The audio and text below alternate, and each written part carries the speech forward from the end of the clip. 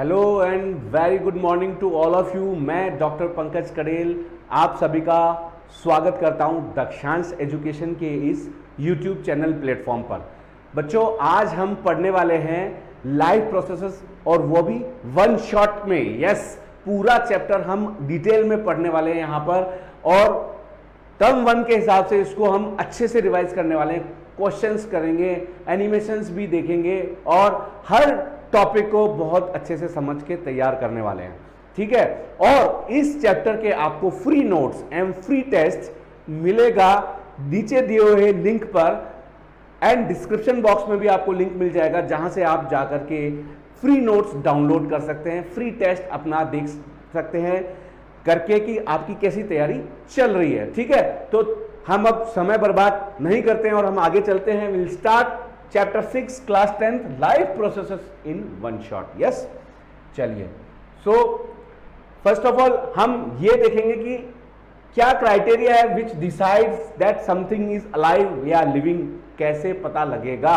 ठीक है, ये हम इस चैप्टर में देखने वाले हैं। लिविंग और नॉन लिविंग में क्या डिफरेंस है, क्या ऐसे फीचर्स है जो लिविंग के लिए जरूरी है रेगुलर करना, और उनको क्या कहते हैं, लाइफ प्रोसेसेस कहते हैं बेटा उनको, और उन में से कौन सी ऐसी लाइफ प्रोसेसेस हैं, कैसी हैं, कितनी प्रकार की हैं, हर लाइफ प्रोसेसेस के बारे में हम इसमें पढ़ने वाले हैं। ठीक है, तो पहले देख लेते हैं क्राइटेरिया। सबसे पहला क्राइटेरिया बेटा क्या है कि अगर मैं आपको एक हिंट देता हूं क्राइटेरिया के बारे में, जो पहला क्राइटेरिया है, सबसे इंपॉर्टेंट क्राइटेरिया क्या है, आपकी मान लो किसी फ्रेंड से किसी बात को लेकर अगर झगड़ा हो गया है, लड़ाई हो गई है, और उसने आपके एक थप्पड़ मार दिया, आप भी गुस्से में होते हो, और होता है ना कई बार नहीं चाहते हुए भी आप वापस मार देते हो। That actually is done by living being. Yes, ये क्या है, क्रिया की प्रतिक्रिया, यानी that is response what you have given. तो ये लिविंग ही शो कर सकता है। सो पहला क्या हो गया बेटा, रेस्पॉन्सिवनेस। तो मैं इसके मालूम इसके पेन के, तो ये तो नॉन लिविंग है, इसका कोई रिएक्शन नहीं है। लेकिन अगर लिविंग के आप मानो, है ना, लिविंग के आप मारो तो वो रिएक्शन या रेस्पॉन्स देगा। तो दूसरा जो पॉइंट है, मान लो उसका क्या हिंट है कि आप मान लो एक प्लेस से दूसरे प्लेस पर जा रहे हो, तो क्या हो, अगर मान लो उसमें टेम्परेचर में काफ़ी चेंज है, ठंडे प्रदेश से आप गर्म प्रदेश में जा रहे हो, तो आपकी तबीयत खराब हो जाती है, कई बार होता है ना ऐसा। तो वो क्या है, reaction to external environment. So our second point is that reaction towards external environment. Then growth, जैसे आप लोग अभी ग्रोइंग स्टेज में हो, है ना, अभी जब आप और 11th 12th क्लास में जाओगे और आप ग्रो करोगे, तो ग्रो जो करता है दैट इज लिविंग। तो growth is a feature shown by living being. ठीक है, and next is metabolic reactions. ये देखो, now you can see the beautiful pictures जिसमें आपको दिख रहा है कि लिविंग बीइंग्स, ये देखो आप, ये तो आपने बहुत अच्छे से देखा होगा कार्टून, हाँ, है ना, टॉम एंड जेरी। तो ये देखो फिश घूम रही है, तो ये दोनों लिविंग है, इधर ये भी लिविंग है, दे आर मूविंग, है, they are moving, motion show करते हैं, ग्रोथ शो करते हैं, metabolic reactions like respiration, nutrition, excretion, ये सब ये शो करते हैं। ठीक है, तो ये क्राइटेरिया है जिससे डिसाइड किया जाता है कि लिविंग है या नहीं। ठीक है, so will move to the next slide and that is, अच्छा, देयर इज ए क्वेश्चन। क्या क्वेश्चन है बेटा, वेरी इंपॉर्टेंट, ज्यादातर आप लोग सोचते होंगे, कई बार आपने सोचा होगा इस क्वेश्चन को। क्या है, क्या क्वेश्चन है, why is energy required by an living organism even during sleep, है ना, सोचते हैं ना ऐसा कि सो जाते हैं, उसके बाद क्या सोते समय भी हमें एनर्जी की जरूरत होती है, और होती है, वाई मतलब पूछ रहे हैं, यानी होती तो है, लेकिन ऐसा क्यों है कि क्यों होती है जरूरी। तो होता है ना, दिमाग में आता है ना सवाल कि हम तो सो जाते हैं, हमारी बॉडी कौन सी कोई काम कर रही होती है उस टाइम, तो क्यों एनर्जी चाहिए। लेकिन बेटा आपको एक मैं बात बताऊं, रात को हम खाना खा के सोते हैं ना, सुबह जब हम उठते हैं तो रात भर हमारा वो खाना डाइजेस्ट होता है ना, और उसके बाद में उसका ऑक्सीडेशन होता है रेस्पिरेशन में, और वो एनर्जी भी रिलीज होती है रात भर। लेकिन फिर जब अगर एनर्जी काम ही नहीं आई, तो फिर सुबह हमें भूख क्यों लग जाती है वापस, क्यों ऐसा होता है कि सुबह वापस भूख लगी, आप जाके मम्मी को बोलते हो मम्मी फटाफट से कोई अच्छा सा नाश्ता बना दो, आज मैगी बना दो, आज बर्गर बना दो, पिज्जा बना दो, है ना, बोलते हो। तो ऐसा क्यों होता है कि भाई रात को खा के सोए, सुबह वापस खाना पड़ रहा है। अगर रात को एनर्जी यूज ही नहीं आई तो सुबह काम आ जानी चाहिए थी, भूख नहीं लगनी चाहिए थी, है ना, लेकिन ऐसा नहीं होता। क्यों?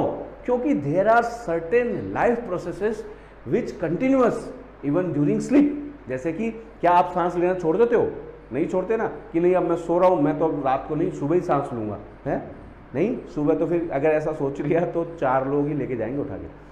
आपका हार्ट ऐसे थोड़ी सोचता है कि चलो अब मैं रात हो गई, अब कोई काम नहीं है, सो जाते हैं, सुबह सुबह धड़कना चालू करेंगे, ये पॉसिबल नहीं है। सो हार्ट को धड़कने के लिए क्या चाहिए? Energy.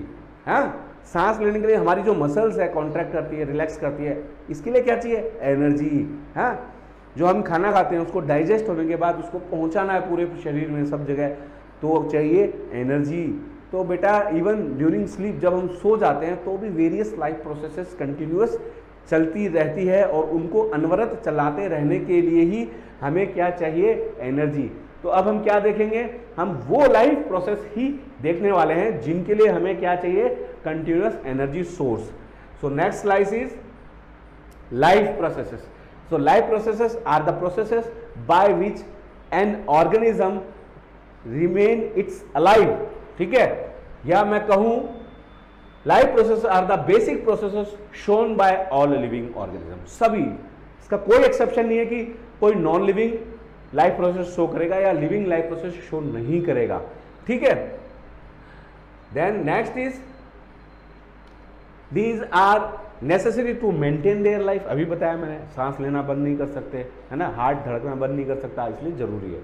The basic life processes are कौन कौन सी है? Nutrition, respiration, transportation and excretion. ठीक है, तो ये है बेसिक लाइफ प्रोसेसेस और हम क्या करने वाले हैं? एक एक लाइफ प्रोसेस को डिटेल में डिस्कस करने वाले हैं।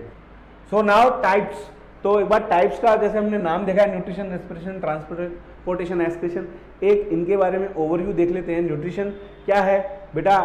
आप लोगों ने जरूर सुना होगा कि government of India continuously nutrition पर काम कर रही है। So nutrition is very important for even I should say most important for growing child. क्यों? It is the process of obtaining food by organism and its utilisation by body for various process.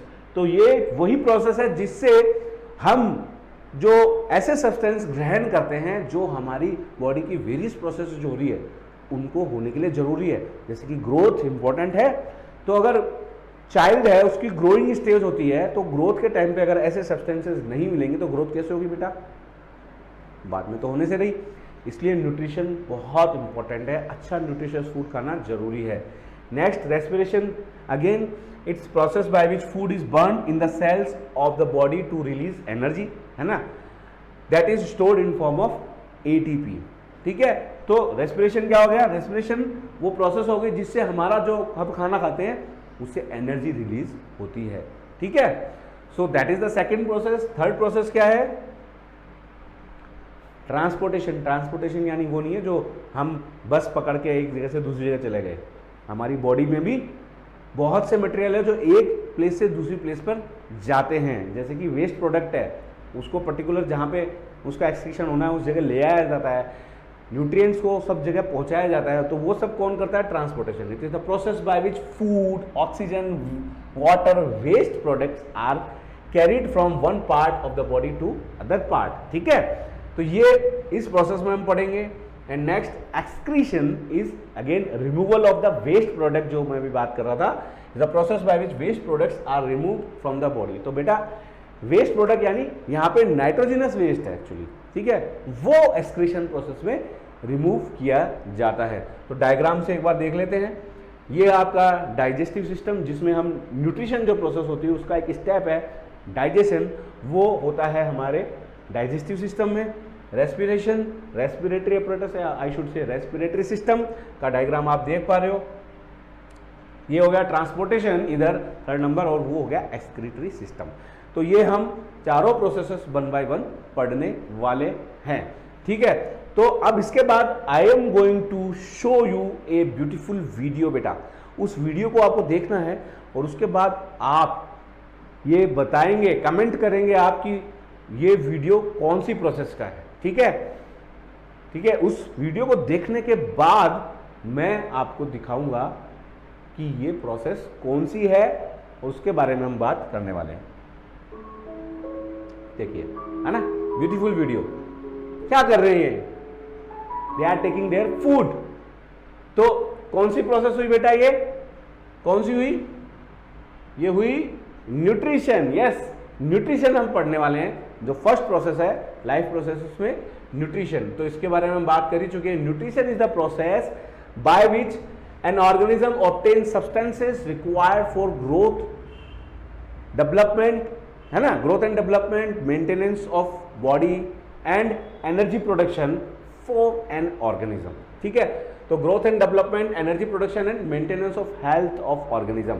The substances that provide nutrition are known as nutrients. ठीक है, तो ये हो गई आपकी process of nutrition. ठीक है, अगर डेफिनेशन पूछा है आपको एग्जाम में तो आपको यही डेफिनेशन लिखनी है, you will get full marks. There are two type of nutrients. अब न्यूट्रिएंट्स भी दो प्रकार के हैं। एक तो होते हैं कि जो ज़्यादा अमाउंट में चाहिए, जब आप खाना खाते हो तो आपकी थाली में जो ज़्यादा मात्रा में पाया जाए। कैसे, कौन से, जैसे चावल खाते हो आप, है ना, दालें खाते हो, रोटी खाते हो। चावल क्या है, चावल इज ए न्यूट्रिएंट, मैक्रो, ज़्यादा मात्रा में खाते हो। चावल के अंदर क्या होता है बेटा, कार्बोहाइड्रेट। यस, आलू में कार्बोहाइड्रेट, दाल में प्रोटीन, है ना।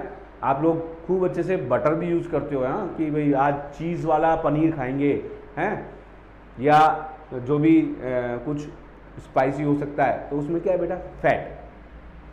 तो ये क्या है बेटा, ज़्यादा मात्रा में पाए जाते हैं, इसलिए इनको क्या बोलते हैं हम, इनको बोलते हैं मैक्रोन्यूट्रिएंट्स, कार्बोहाइड्रेट, प्रोटीन, फैट। लेकिन कुछ ऐसे न्यूट्रिएंट्स होते हैं जो इतनी ज़्यादा मात्रा में नहीं रिक्वायर्ड होते। ये तो चाहिए बेटा, इसमें चाहिए ग्राम्स में,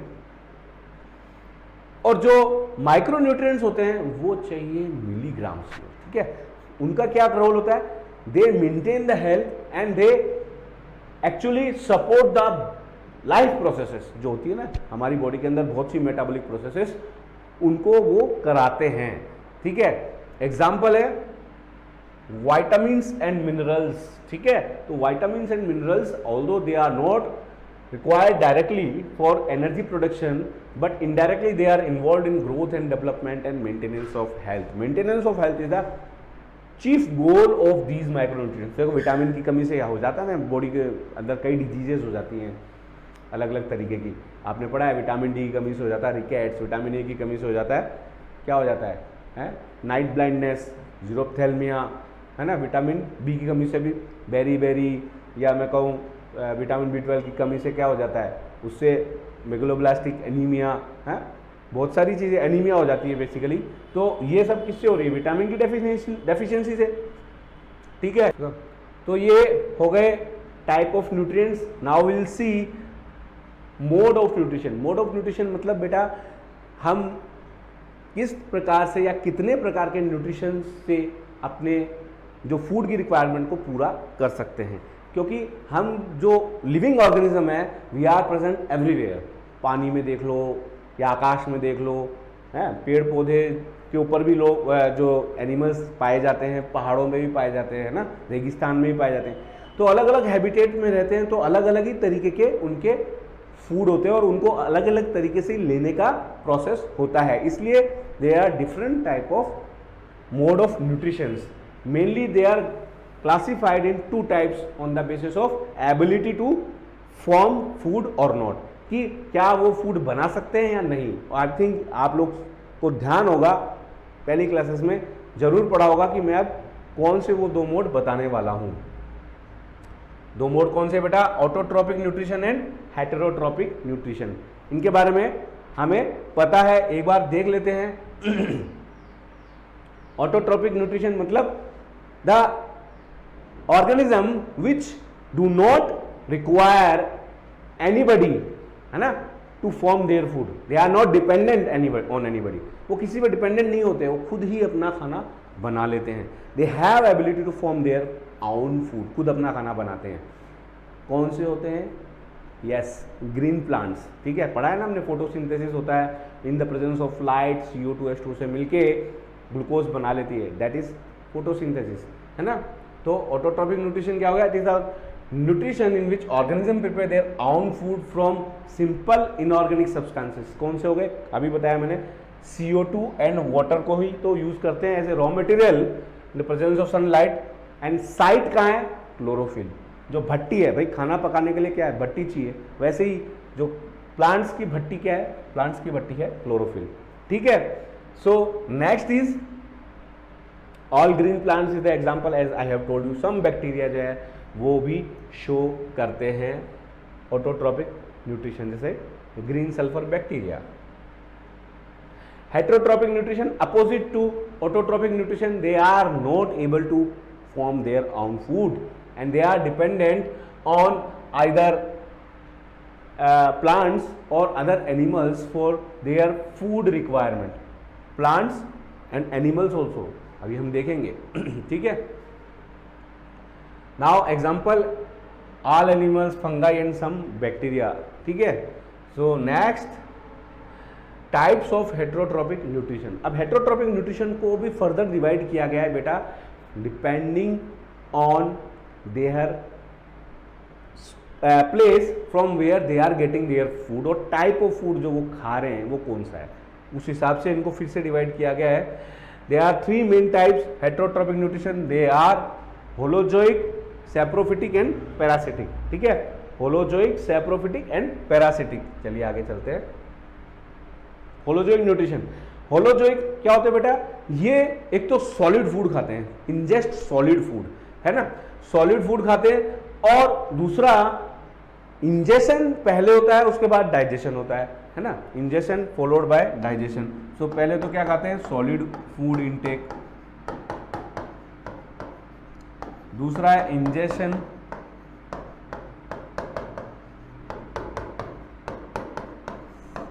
फॉलोड बाय डाइजेशन,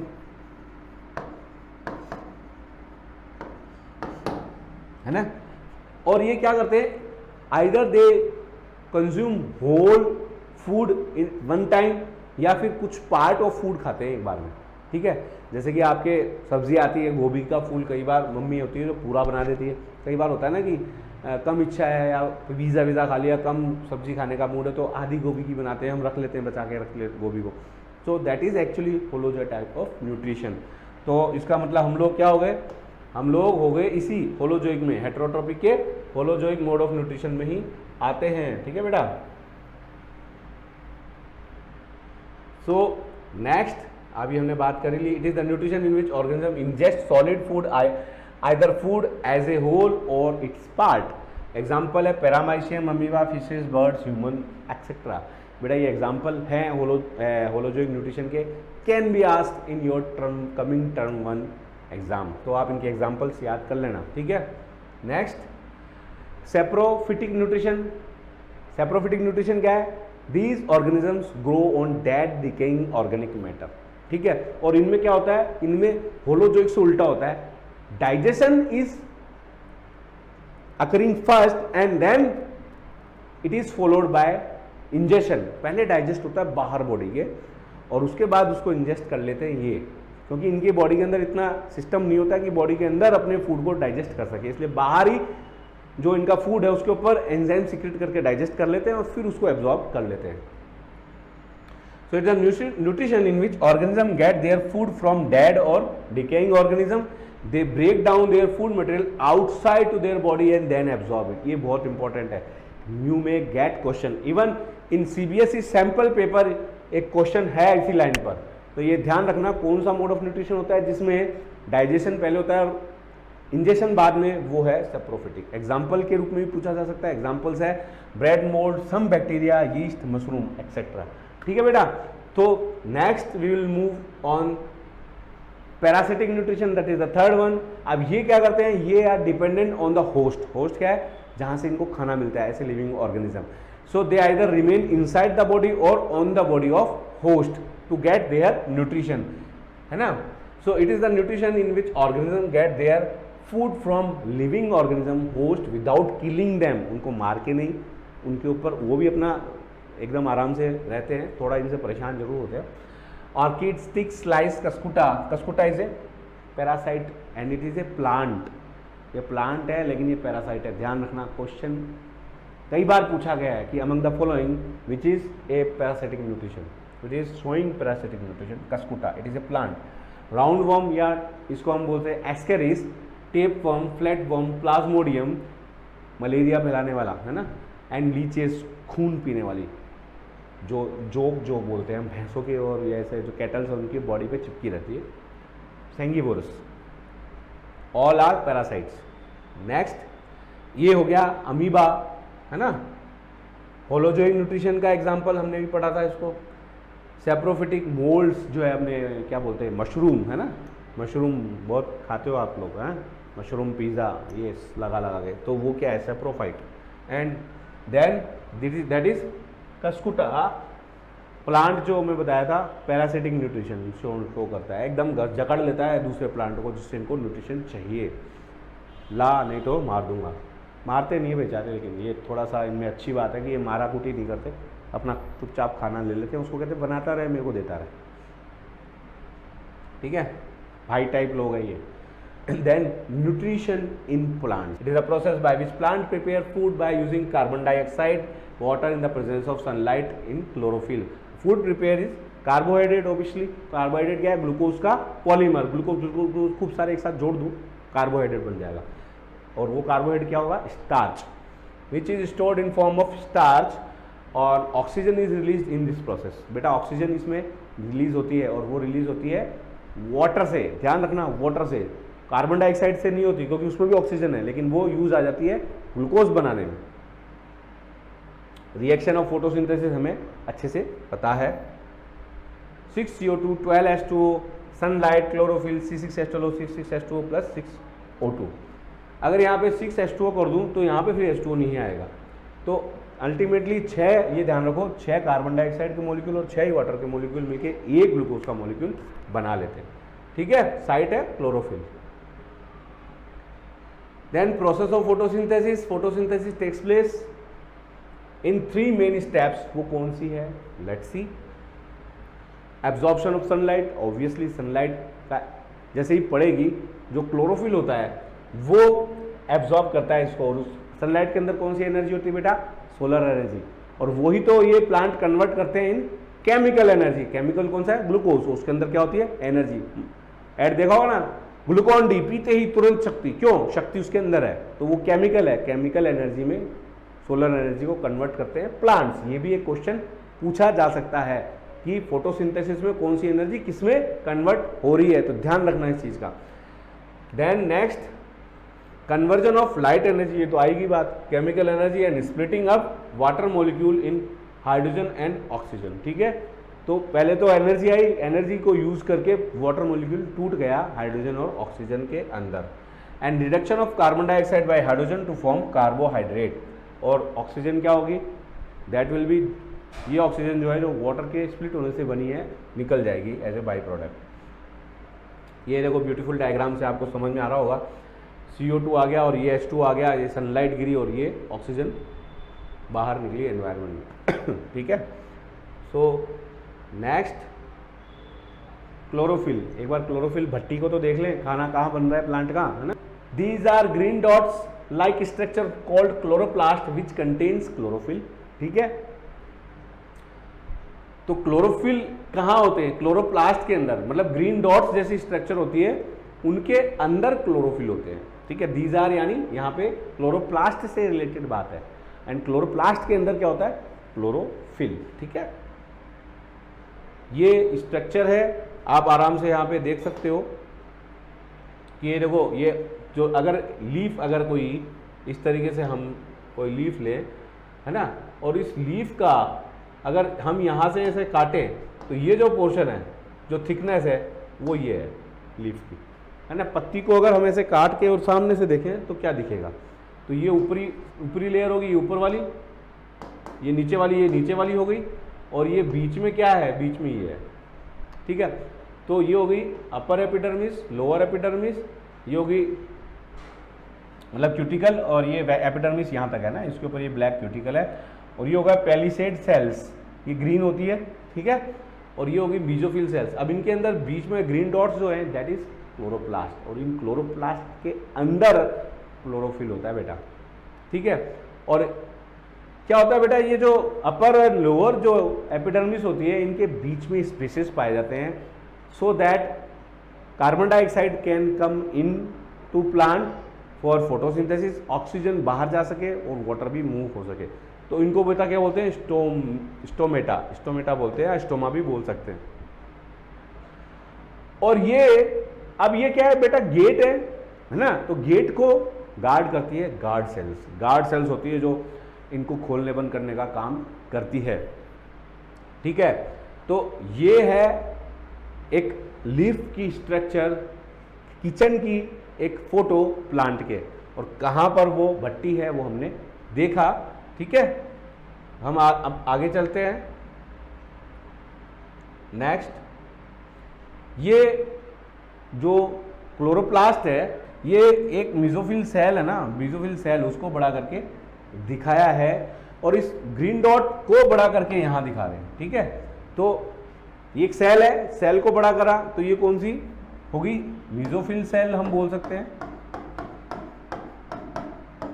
और ये है इसके अंदर क्लोरोप्लास्ट, और क्लोरोप्लास्ट के अंदर ये जो है स्टैक्स, ये थाइलेकोइड कहलाते हैं बेटा। और उन थाइलेकोइड के अंदर होता है क्लोरोफिल, थाइलेकोइड के अंदर होता है क्लोरोफिल। तो stomata, these are pore like structures present on the aerial part of plant, ठीक है बेटा। And each stoma has pair of guard cells which are specialised epidermal cells having chloroplast, इसीलिए इनको बोलते हैं स्पेशलाइज्ड एपिडर्मल सेल, क्योंकि इनमें ही chloroplast पाया जाता है। नॉर्मली एपिडर्मल सेल्स में क्लोरोप्लास्ट नहीं पाया जाता। And what are their role, as a name suggest, guard है तो they are controlling opening and closing of stomatal pore. कैसे बेटा, जब सेल जो है गार्ड सेल्स, इनके अंदर जब पानी चला जाता है तो ये फूल के क्या होती है, एक दूसरे से दूर हो जाती है। लाइक नॉर्मली जब फूली हुई नहीं होती हैं तो इस तरीके से एक दूसरे के काफ़ी क्लोज होती है। जब इनके अंदर पानी जाता है, वाटर जब अंदर जाएगा like from nearby cell, तो ये क्या होती है, ये इस तरीके से फूल जाती हैं और दूसरे से अलग हो जाती हैं, दूर हो जाती हैं, लाइक दिस, ठीक है। तो ये क्या हुआ, ये जो क्लोज था ये ओपन हो गया, तो इसमें से क्या होगा, एक तो अंदर ऑक्सीजन बन रही है वो बाहर आएगी, वाटर जो है वो भी बाहर आएगा, और CO2 है वो अंदर प्लांट के जाएगी फॉर फोटोसिंथेसिस। तो ये वो रास्ता है जहाँ से ये सब जो मटेरियल है दे यूज टू मूव, है ना। तो ये क्या है, ये किससे हो रहा है बेटा, ये हो रहा है गार्ड सेल से, ये गार्ड सेल से होता है। तो इस पे क्या है बेटा, इस बार नीट जो 2021 है उस पर क्वेश्चन भी आया था कि जो opening and closing of stomata है वो कैसे हो रही है, व्हाट इज द मैकेनिज्म। तो उस पर क्वेश्चन था इस साल, इसी साल जो अभी लास्ट मंथ हुई थी, है ना, मतलब लास्ट मंथ से मेरा मतलब है ये 11 सितंबर को हुई थी, इसी मंथ हुई थी, लास्ट मंथ। तो अभी एक महीना, अभी एक दिन बच रहा है खत्म होने में। When water enters the guard cells, ये होगी बात, it swells and the pore open at and when the guard cell lose water, it shrinks and the pore closes. Clear? तो पानी निकल जाएगा तो वो वापस पिचक जाएंगी और वो पास आ जाएंगी और स्टोमेटा बंद हो जाएगा। ये स्टोमेटा की फोटो है, रियल फोटो। और ये अगर हम देखें तो अगर इसको बड़ा करके इलेक्ट्रॉन माइक्रोस्कोप से इस तरीके से दिखती है गार्ड सेल्स, ठीक है। ये गार्ड सेल्स है, आप देखो क्लोरोप्लास्ट है इनके अंदर, है ना, और न्यूक्लियस वगैरह सब है। नॉर्मली जब श्रिंक रहती है तो स्टोमेटा क्लोज रहते हैं, जब स्वेल अप हो जाती है तो फूल के अलग हो जाती है, उस टाइम स्टोमेटा हो जाते हैं ओपन, ठीक है। और ये गार्ड सेल्स, क्लोरोप्लास्ट, एपिडर्मल, ये देखो बंद वाली स्टेज है, ये ओपन वाली स्टेज है, ठीक है। पानी जब बाहर निकला तो बंद हो गई, पानी जब अंदर गया तो खुल गई। क्लियर है? उसके बाद next, okay, O2 is release in the process of photosynthesis comes from, कहाँ से आता है? अभी हमने क्वेश्चन किया था, वहां पे भी बताया था मैंने आपको, क्वेश्चन तो नहीं किया है एक्चुअली, क्वेश्चन तो हम कर रहे हैं।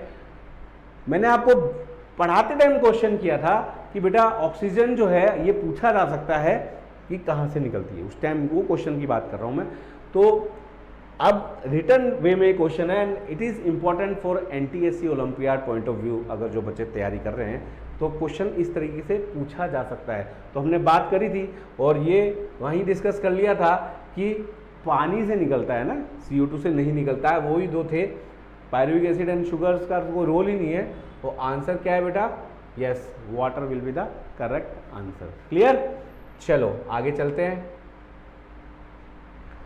न्यूट्रिशन इन ह्यूमन बींग्स, हमारे अंदर न्यूट्रिशन की प्रोसेस कैसे होती है हमें पता ही है ना भाई। They are stages. हम लोग क्या करते हैं, तो पहला हमारा मोड क्या है? होलोजोइक न्यूट्रिशन, हेटेरोट्रॉप तो है ही, हम होलोजोइक है, हम सॉलिड फूड खाते हैं, है ना, और डाइजेस्ट बाद में होता है, पहले इंजेस्ट करते हैं, इंजेशन फिर डाइजेशन होता है। तो they are steps, ingestion, digestion. उसके बाद एब्जॉर्प्शन होता है, जो खाना पच गया इंटेस्टाइन में पूरी शरीर तक पहुंचाया जाता है with the help of blood. फिर होता है एसिमिलेशन, जिसमें सेल्स जो है वो यूज़ करती है उस खाने को इन एनर्जी प्रोडक्शन। और लास्ट में बचा कुचा जो होता है, जो काम का नहीं है, उसको बाहर निकाल दिया जाता है with the process known as egestion. तो इंजेशन, इनजेशन अंदर आना, ईजेशन बाहर जाना, ठीक है। So nutrition in human being takes place in the digestive system, ये तो हमने बात करी रखी है, पता ही है, मतलब पहले हमने स्टार्टिंग में करी थी। It consist of alimentary canal and digestive gland. Alimentary canal is from mouth to anus, और उसके कई पार्ट है अलग अलग, जैसे mouth, oral cavity, oesophagus, pharynx, उससे पहले, फिर उसके बाद ईसोफेगस, फिर स्टमक, फिर स्मॉल इंटेस्टाइन, फिर लार्ज इंटेस्टाइन एंड लास्ट में एनस। वो एलिमेंट्री कैनाल, फिर डाइजेस्टिव ग्लैंड्स हैं। तो देख लेते हैं। Alimentary canal produces enzyme which breaks down food into smaller molecules. तो they are the main organ of digestive systems are, कौन कौन से हैं अभी बताया मैंने आपको। माउथ है, oesophagus, stomach, small intestine, large intestine, anus, ये। और इसके बाद द डाइजेस्टिव ग्लैंड कौन कौन सी? एक तो सलाइवरी ग्लैंड है, ठीक है, सलाइवरी ग्लैंड है। उसके बाद गैस्ट्रिक ग्लैंड, जो स्टमक के अंदर जो ग्लैंड्स होती है वो भी डाइजेस्टिव एंजाइम सिक्रेट करती है। देखेंगे आगे। लीवर, लीवर बेटा नहीं करता है, लीवर डाइजेस्टिव एंजाइम सिक्रेट नहीं करता है, लेकिन वो एक ऐसा कंपोनेंट बनाता है जो कि फैट के डाइजेशन में बहुत इंपॉर्टेंट है, दैट इज बाइल, ठीक है। इसलिए इसको डाइजेस्टिव ग्लैंड में इन्वॉल्व किया गया है। पेनक्रियाज ऑल्सो सिक्रेट सम डाइजेस्टिव ग्लैंड, इंटेस्टाइनल ग्लैंड्स। ये बात जो अभी मैंने बताई लीवर वाली, वो यहाँ पे लिखी हुई है। समझ में आ गई बात? चलो आगे चलते हैं। ये वो डायग्राम है जिससे आप समझ जाएंगे कि that is the digestive gland, और आपको इसको ड्रॉ करना भी आना चाहिए, जिसको हम फटाफट ड्रॉ कर सकते हैं। कैसे? यहाँ पर आप पहले माउथ कैविटी बना दीजिए, और उसके बाद, ठीक है, ये नेजल कैविटी होती है, दोनों को साथ रखना ज़रूरी है। ये हो गया आपका पैलेट, ये टीथ, और ये टंग हो गई, ठीक है बेटा। और ये है एयर पाइप आगे की तरफ, लाइक दिस, एंड पीछे की तरफ बेटा ये है, ये क्या हो गया? यहाँ पर एयर पाइप, ये कार्टिलेज हो गई। यहाँ पर मैं कर देता हूँ एयर पाइप की ओपनिंग, और ये हो गई है, सॉरी, फूड पाइप की ओपनिंग पीछे, एयर पाइप की ओपनिंग आगे। और उसके बाद ये पीछे वाला है, तो ये बनेगा स्टमक, लाइक दिस। ये हो गई इंटेस्टाइन स्टार्ट, और फिर हम बना लेते हैं liver.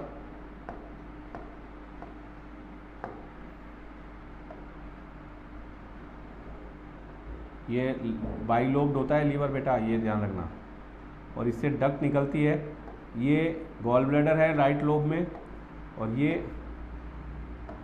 Duct of cystic duct हो गई, और ये यहाँ से निकल के और पैनक्रियाज के साथ, पैनक्रियाज बना लेते हैं इधर, ये पैनक्रियाज हो गया। ये कहाँ ओपन होगा बेटा? ड्यूडेनम में। तो ये जो लीवर एंड गॉल ब्लैडर से जो आ रही है वो खुलती है पैनक्रियाज के साथ, और ये मिलके खुल जाती है इन द ड्यूडेनम, ठीक है। और इसके बाद इंटेस्टाइन का पार्ट स्टार्ट हो जाता है। ये क्या है? लार्ज इंटेस्टाइन, ठीक है बेटा।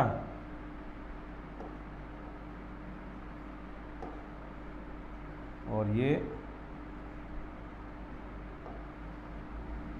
सिग्मोइड कोलन एंड ये रेक्टम के साथ एनस। और ये स्मॉल इंटेस्टाइन इसमें अंदर आएगी like this, it will be in coiled form, और ये जुड़ जाएगी लार्ज इंटेस्टाइन से, ठीक है, इस तरीके से। और ये क्या है? Vermiform appendix. तो ये हो गया आपके डायग्राम ऑफ डाइजेस्टिव सिस्टम। कितना टाइम लगा हमको? इनके नाम भी लिख सकते हैं। ये हो गई ओरल कैविटी, ये ईसोफेगस, ये pharynx, stomach, liver, pancreas, duodenum, large intestine, ये स्मॉल इंटेस्टाइन,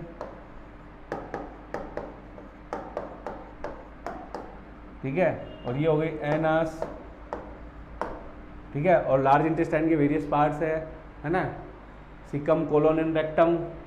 ये सीकम है, ये कोलोन है पूरा, और ये रेक्टम है, ठीक है, इस तरीके से। और स्मॉल इंटेस्टाइन के पार्ट है ड्यूडेनम, जेजुनम एंड इलियम, ठीक है। तो ये देखो डायग्राम आपके सामने हमने अभी ड्रॉ करा है, क्लियर है। तो इस तरीके से आप पूरा डायग्राम ड्रॉ कर सकते हैं, ठीक है। इस बार टर्म 1 में वैसे ऑब्जेक्टिव क्वेश्चन ही आएंगे, लेकिन डायग्राम दे करके आपसे डिफरेंट पार्ट के नाम तो पूछ ही सकता है ना, इसलिए डायग्राम की प्रैक्टिस करते रहो बेटा। डिफरेंट पार्ट के नाम पूछेगा तो कैसे बताओगे जब तक डायग्राम पता ही नहीं होगा, है। तो आगे चले, इसको एक दूसरे तरीके से आप देख सकते हो। In another diagram the same thing is there, ठीक है। जो समझ में आए, जो अच्छा लगे वो आप फॉलो कर सकते हो। नेक्स्ट, अब डाइजेशन की प्रोसेस देख लेते हैं। मुंह के अंदर, माउथ के अंदर बेटा खाली कार्बोहाइड्रेट का डाइजेशन होता है, ओनली कार्बोहाइड्रेट डाइजेस्ट होता है, और वो भी सलाइवरी अमाइलेज या अल्फा अमाइलेज एंजाइम की प्रेजेंस में। बाकी किसी भी बायोमोलिक्यूल का, चाहे वो प्रोटीन हो चाहे वो फैट हो, नहीं होता है डाइजेशन इन माउथ, ये ध्यान रखना। एंड डाइजेशन कार्बोहाइड्रेट का स्टार्ट का होता है माउथ के अंदर, ठीक है। माउथ में एसिडिक पीएच होती है 6.8 जो होती है एक्चुअली, उस पर ये सलाइवरी अमाइलेज फंक्शन करता है। सो मैकेनिकल डाइजेशन होता है जो हम चीर फाड़ करते हैं ना, ग्राइंडिंग एंड क्रशिंग कर देते हैं फूड की, जो हम खाते हैं उसको अच्छे से एकदम पतला पतला पीस देते हैं ना, महीन, उसको कहते हैं मैकेनिकल डाइजेशन। और food occurs which in which food breaks down, ताकि क्या हो, वो फूड पार्टिकल्स के कन्वर्ट हो जाए, और एंजाइम जो है वो उस पर हर छोटे पार्टिकल ऑफ फूड को डाइजेस्ट कर सके, उसको कन्वर्ट कर सके न्यूट्रिएंट्स में, सिंपल न्यूट्रिएंट्स में, जो कि हमें यूज में लेने हैं अपनी ग्रोथ के लिए, मेंटेनेंस ऑफ हेल्थ के लिए, ठीक है ना। तो कॉम्प्लेक्स, हम जो खाना खाते हैं ना कॉम्प्लेक्स नेचर का होता है, उसको सिंपलर में कन्वर्ट करता है डाइजेशन। तो उसमें मैकेनिकल डाइजेशन तो क्या करता है, छोटे छोटे टाइनी पार्टिकल में कन्वर्ट कर देता है, ताकि एंजाइम का एक्शन हर पार्टिकल पर हो, ठीक है। Smaller particle by teeth mix with, और सलाइवा भी अच्छे से मिक्स हो जाए, हर पार्टिकल तक पहुंच जाए salivary alpha amylase to digest carbohydrate. Saliva contains enzyme salivary alpha amylase also we can say that converts starch into sugar, ये ध्यान रखना। फूड पासेस, अब यहाँ पर डाइजेशन हो गया, अब यहाँ से आगे चलेगा स्टमक में, ईसोफेगस से होता हुआ। ईसोफेगस में बेटा कोई स्पेशल डाइजेशन नहीं होता, यही कंटिन्यू करता रहता है सलाइवरी अल्फा अमाइलेज वाला। फिर स्टमक के अंदर gastric gland produces gastric juice. अब इस गैस्ट्रिक जूस के कंटेंट पूछ लिए जाते हैं, तो एक तो बेटा पेप्सिन एंजाइम है ना, एक HCl और एक म्यूकस, ये तीन चीज़ें पाई जाती है और आपके 10th लेवल तक ये 3 चीज़ें ही हैं। जब आप 11th में आओगे तो और एक्स्ट्रा है। तो enzyme pepsin, hydrochloric acid and mucus.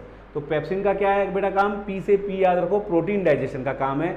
सबसे पहला जो साइट है प्रोटीन डाइजेशन की, डेट इज स्टमक। स्टमक में ही स्टार्ट होता है प्रोटीन डाइजेशन और सिर्फ प्रोटीन डाइजेशन ही होता है मेनली, ठीक है, ये ध्यान रखना। ओरल कैविटी में कार्बोहाइड्रेट, स्टमक में प्रोटीन।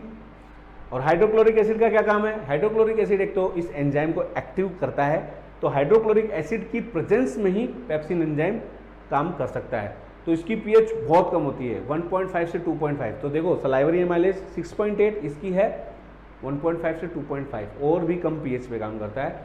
म्यूकस क्या करेगी बेटा, पता है आपको, एसिड है, एसिड क्या करता है, जला देता है ना। अब हमारे पेट के अंदर एसिड आ रहा है तो जलन वैसे भी कई बार फील करते हो ना, लेकिन उससे नुकसान क्यों नहीं रहा, म्यूकस की वजह से। म्यूकस क्या होता है, उसके ऊपर एक जो हमारी गैस्ट्रिक म्यूकोजा है उसके ऊपर एक कोट बना देता है बढ़िया सा, है ना। तो एपिथेलियम है बाहर उसको कवर कर लेता है, जिससे डायरेक्ट HCl जो है उस एपिथेलियम के कांटेक्ट में नहीं आता। जो हमारे जो स्टमक है लाइक दिस, तो इसमें क्या होता है बेटा, ये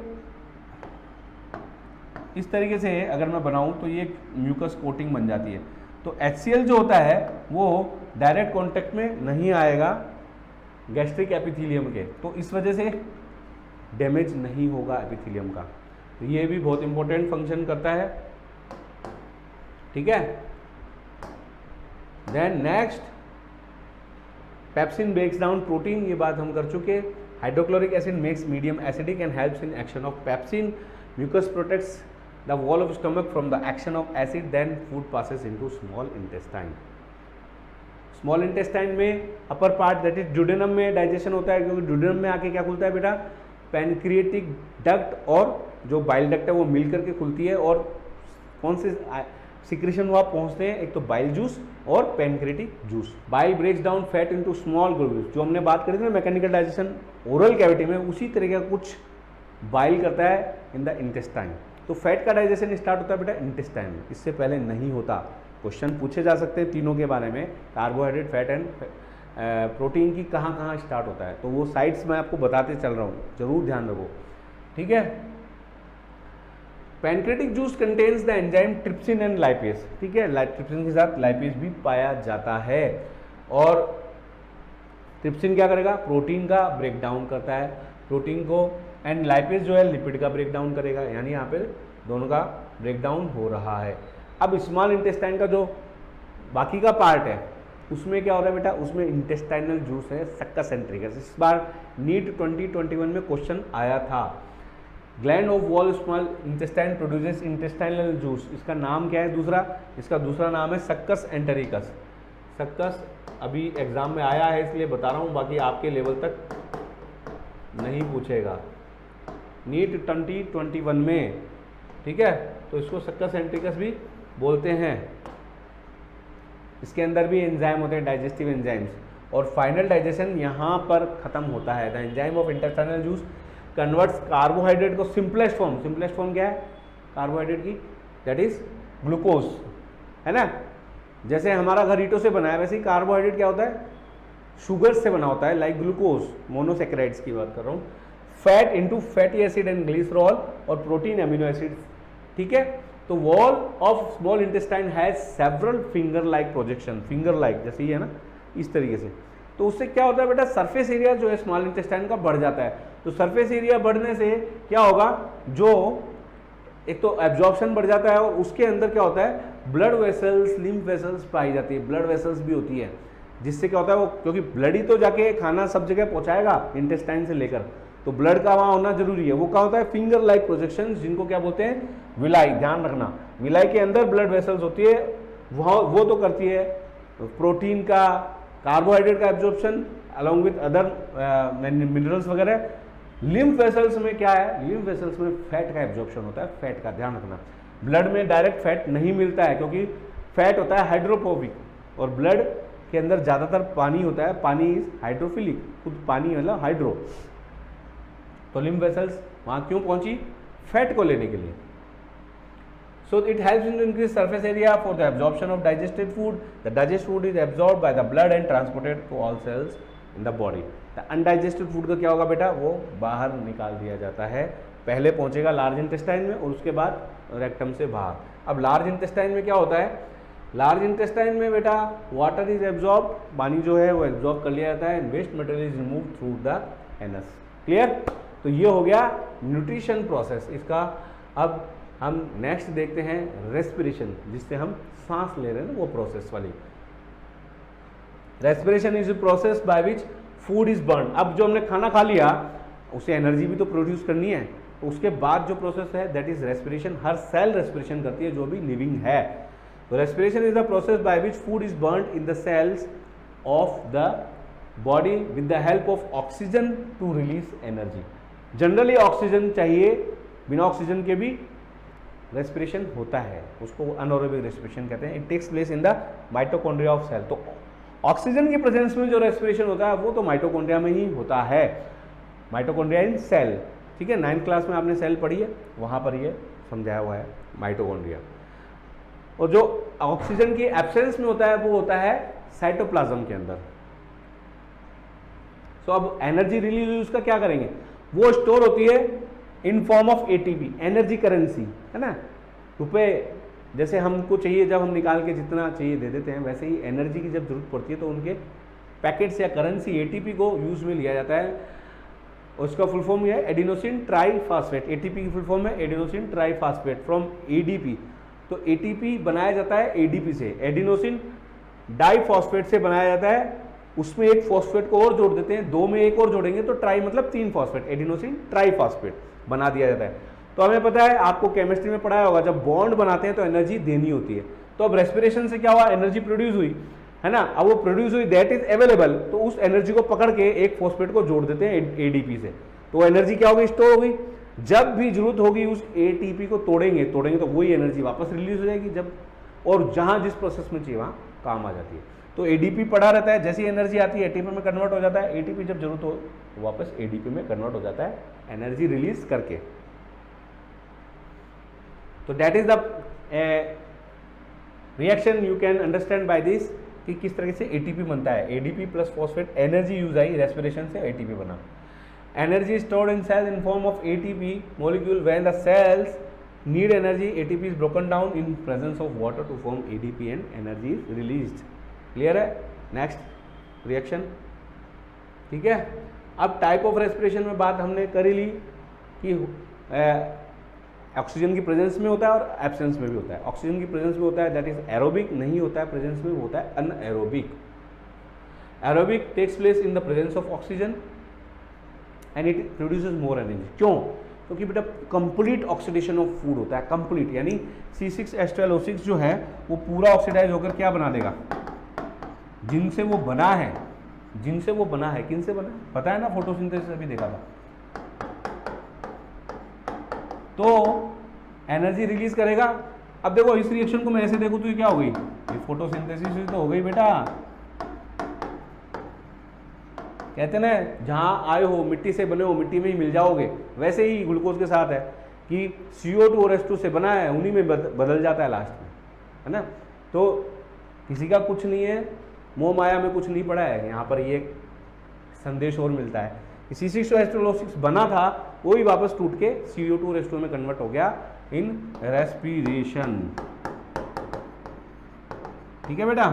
तो ये एनर्जी रिलीज हुई, जो क्या हुई थी, सनलाइट की एनर्जी जो थी ना, सोलर एनर्जी, वो जो काम में आई थी वो वापस रिलीज हो गई बॉडी के अंदर. ठीक है. That's how solar energy is used by us indirectly, है ना, क्योंकि एनर्जी प्रोड्यूस नहीं की जा सकती, एक फॉर्म से दूसरी फॉर्म में बदली जाती है. तो ये एक एग्जांपल है. वो सोलर एनर्जी जो सूरज की एनर्जी थी वो कन्वर्ट हुई फोटोसिंथेसिस से प्लांट में, और वो हमें मिली इस तरीके से. समझ में आया.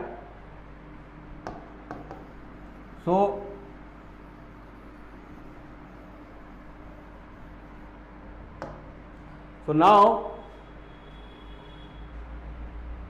the end product are carbon dioxide, water and energy. It takes place in most of the organism. ये बात हम कर चुके हैं. Aerobic respiration, glucose is converted into pyruvate and cytoplasm the presence of oxygen, then the presence of oxygen pyruvate converted into carbon dioxide, water and energy in mitochondria. तो बेटा जो glucose से जो हमने देखा था अभी, ग्लूकोज से जो CO2 बना था, है ना, ग्लूकोज से जो CO2 बना था, उससे पहले एक इंटरमीडिएट बनता है, that is non pyruvic acid या पायरुवेट, ये बोल रहे हैं। और ये पायरुविक एसिड जो होता है ये फिर CO2 और H2O में बदल जाता है। तो एक एनर्जी यहां भी रिलीज होती है, कुछ एनर्जी यहां भी आती है निकल के। ये होता है साइटोप्लाज्म में सेल के, ठीक है, और एब्सेंस ऑफ O2, ऑक्सीजन की एब्सेंस होती है। यहां पर क्या होता है, प्रेजेंस ऑफ ऑक्सीजन, और ये होता है माइटोकॉन्ड्रिया में, ये ध्यान रखना, ठीक है। तो ये पूरी प्रोसेस है ग्लूकोज से CO2 और H2O कन्वर्ट होने की। बीच में इंटरमीडिएट प्रोडक्ट बनता है जिसको जानते हैं पायरुविक एसिड के नाम से, ठीक है। तो ये इस रिएक्शन को हम ऐसा करते हैं, एक बार देख लेते हैं। ये हालांकि मैंने लिख के तो दिखा दिया आपको, लेकिन एक बार हम इसको, इसमें यहाँ पे प्रेजेंस की जगह आएगा, ये टाइपिंग मिस्टेक है, एब्सेंस ऑफ ऑक्सीजन होगा, यहाँ पे ऑक्सीजन प्रेजेंस नहीं है।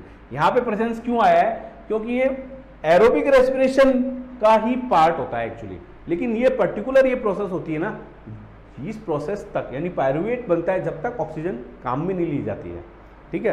हालांकि ये एरोबिक रेस्पिरेशन का पार्ट है, लेकिन पर्टिकुलर इस पायरुवेट बनने तक ऑक्सीजन काम नहीं आती, इसलिए हम यहाँ पे कंफ्यूज ना हो इसलिए मैं बता रहा हूँ आपको। ये पार्ट प्रेजेंस ऑफ ऑक्सीजन में ही होता है। Next, anaerobic respiration takes place in the absence of oxygen, ठीक है। और ये कहाँ कहाँ होता है बेटा, ये हमारी मसल्स में होता है, ठीक है। लैक्टिक एसिड बनता है, पहले पायरुविक एसिड बनेगा, फिर उससे लैक्टिक एसिड बन जाएगा। एक फिर पायरुविक एसिड से क्या बोलता है, इथाइल अल्कोहल भी बन सकता है ना, या फिर क्या बन सकता है, आगे बात करेंगे। तो एक तो पायरुविक एसिड से बना, हाँ, एक पायरुविक एसिड से बना लैक्टिक एसिड, एक कंप्लीट ऑक्सीडेशन हुआ CO2H2O बना, और एक बना इथाइल अल्कोहल। तो बेटा CO2 और H2O जब बनता है दैट इज कंप्लीट ऑक्सीडेशन, पूरी एनर्जी निकलेगी। लेकिन जब ऑक्सीजन एब्सेंट है उस कंडीशन में बनते हैं या तो लैक्टिक एसिड या इथाइल अल्कोहल। तो लैक्टिक एसिड या इथाइल अल्कोहल जब बनेगा तो पूरा ऑक्सीडेशन नहीं हुआ है, स्टिल एनर्जी बची हुई है, इसलिए कम एनर्जी निकल के आएगी। पूरा ऑक्सीडेशन होगा, जब CO2H2 में कन्वर्ट होता है तो पूरी निकलेगी।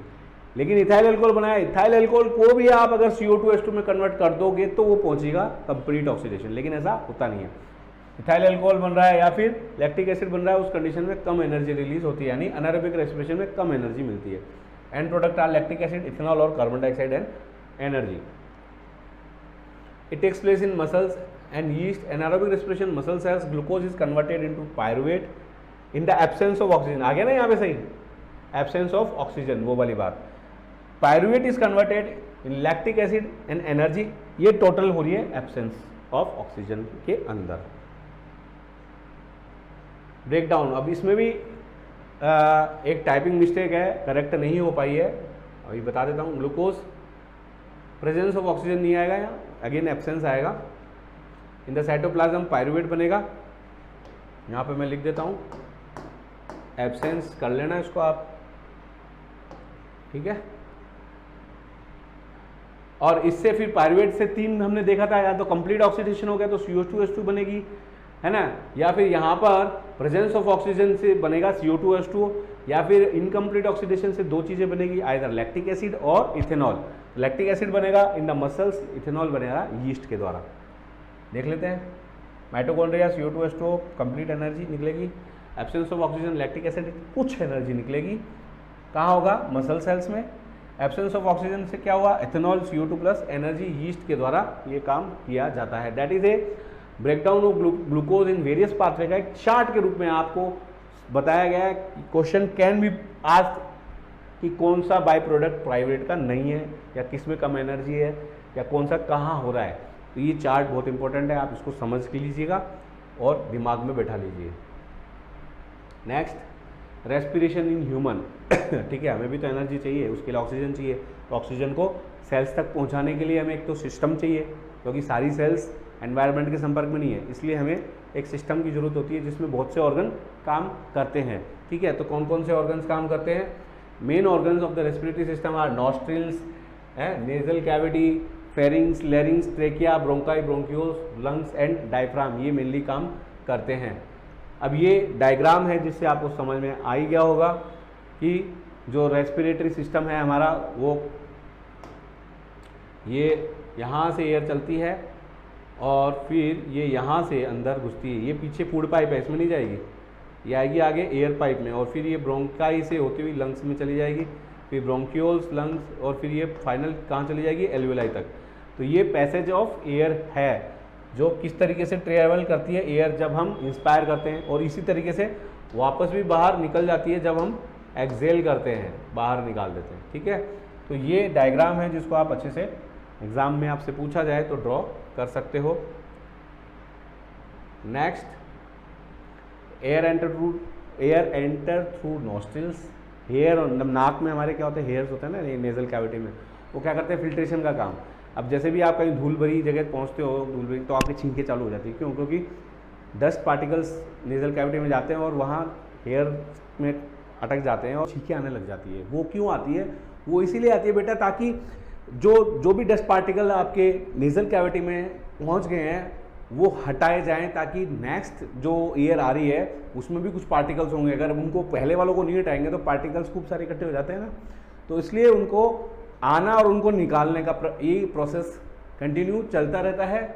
ठीक है, और उसके बाद में ये जो एयर है ये हमने अभी देखा ही था कि कहाँ से? फेरिंग्स, लैरिंग्स, ट्रेकिया, ब्रोंकाई से होती हुई लंग्स के अंदर एंटर करती है। ठीक है, the trachea has rings of cartilage, rings of cartilage, bone की रिंग नहीं होती बेटा, कार्टिलेज की रिंग होती है, which prevents it from collapsing. ये कोलैप्स होने से रोकती है किसको? ट्रेकिया को। Where when there is no air in trachea, जब ट्रेकिया में कोई एयर नहीं हो तो ये ट्रेकिया कोलैप्स नहीं हो, उसके लिए ये कार्टिलेजिनस रिंग्स होती हैं जो कि इसको सपोर्ट प्रोवाइड कराती है ट्रेकिया को। सीबीएसई सैंपल पेपर 2021 में इससे क्वेश्चन आया है, उसमें दिया हुआ है rings of bone, bony rings नहीं होती है, कार्टिलेजिनस रिंग्स होती है। तो आप वहां पे इस क्वेश्चन को देखेंगे तो यहां पर ये इसका कॉन्सेप्ट है, वहां आंसर क्या आएगा? Rings of cartilage, bony ring नहीं होती है। Bronchi divides into smaller tubes like bronchioles which ends in tiny air sacs like alveoli. ये मैंने आपको बता दिया था कि जो फाइनल लंग्स की स्ट्रक्चरल एंड फंक्शनल यूनिट होती है वो बैलून लाइक स्ट्रक्चर होती है एल्वेलाई। तो वहां पर ये फाइनल जो ब्रोंकाई है वो डिवाइड होकर के ब्रोंक्यूल्स, और bronchioles finally tiny air sacs alveoli में खत्म होती है। ठीक है, alveoli is supplied with the blood vessels through which exchange of gases takes place. यही वो जगह है जहां पर गैसियस एक्सचेंज होता है। क्वेश्चन इफ आस्क कि site of gaseous exchange in lung is, अब ऑप्शंस में अगर आपको मिले तो उसमें अगर एल्वेलाई जहां मिले that will be the correct answer. Alveoli क्या करता है कि बैलून लाइक स्ट्रक्चर है, बहुत छोटे छोटे खूब सारे एल्वेलाई होते हैं, तो उससे क्या होता है? सरफेस एरिया काफी बढ़ जाता है, and that is mandatory for gaseous exchange. जितना ज्यादा सरफेस एरिया होगा उतनी ही ज्यादा जल्दी और ज्यादा जो गैसियस एक्सचेंज होगा। ठीक है, यही बात यहाँ पे लिखी हुई है। नेक्स्ट, ये वो डायग्राम हम देख लेते हैं जिसमें अभी हमने बात करी है कि जो एल्वेलाई, यू कैन सी, देखो balloon like structure, cut section में ये क्लियर एक सैक लाइक स्ट्रक्चर दिख रही है, और यू कैन सी ऑल्सो कि जो एल्वेलाई है that is covered by network of capillaries, जिससे क्या हो रहा है? जो प्योर होने के लिए ब्लड आ रहा है, जिसमें क्या है? ब्लू कलर का है, ये क्या है? CO2 जाता है।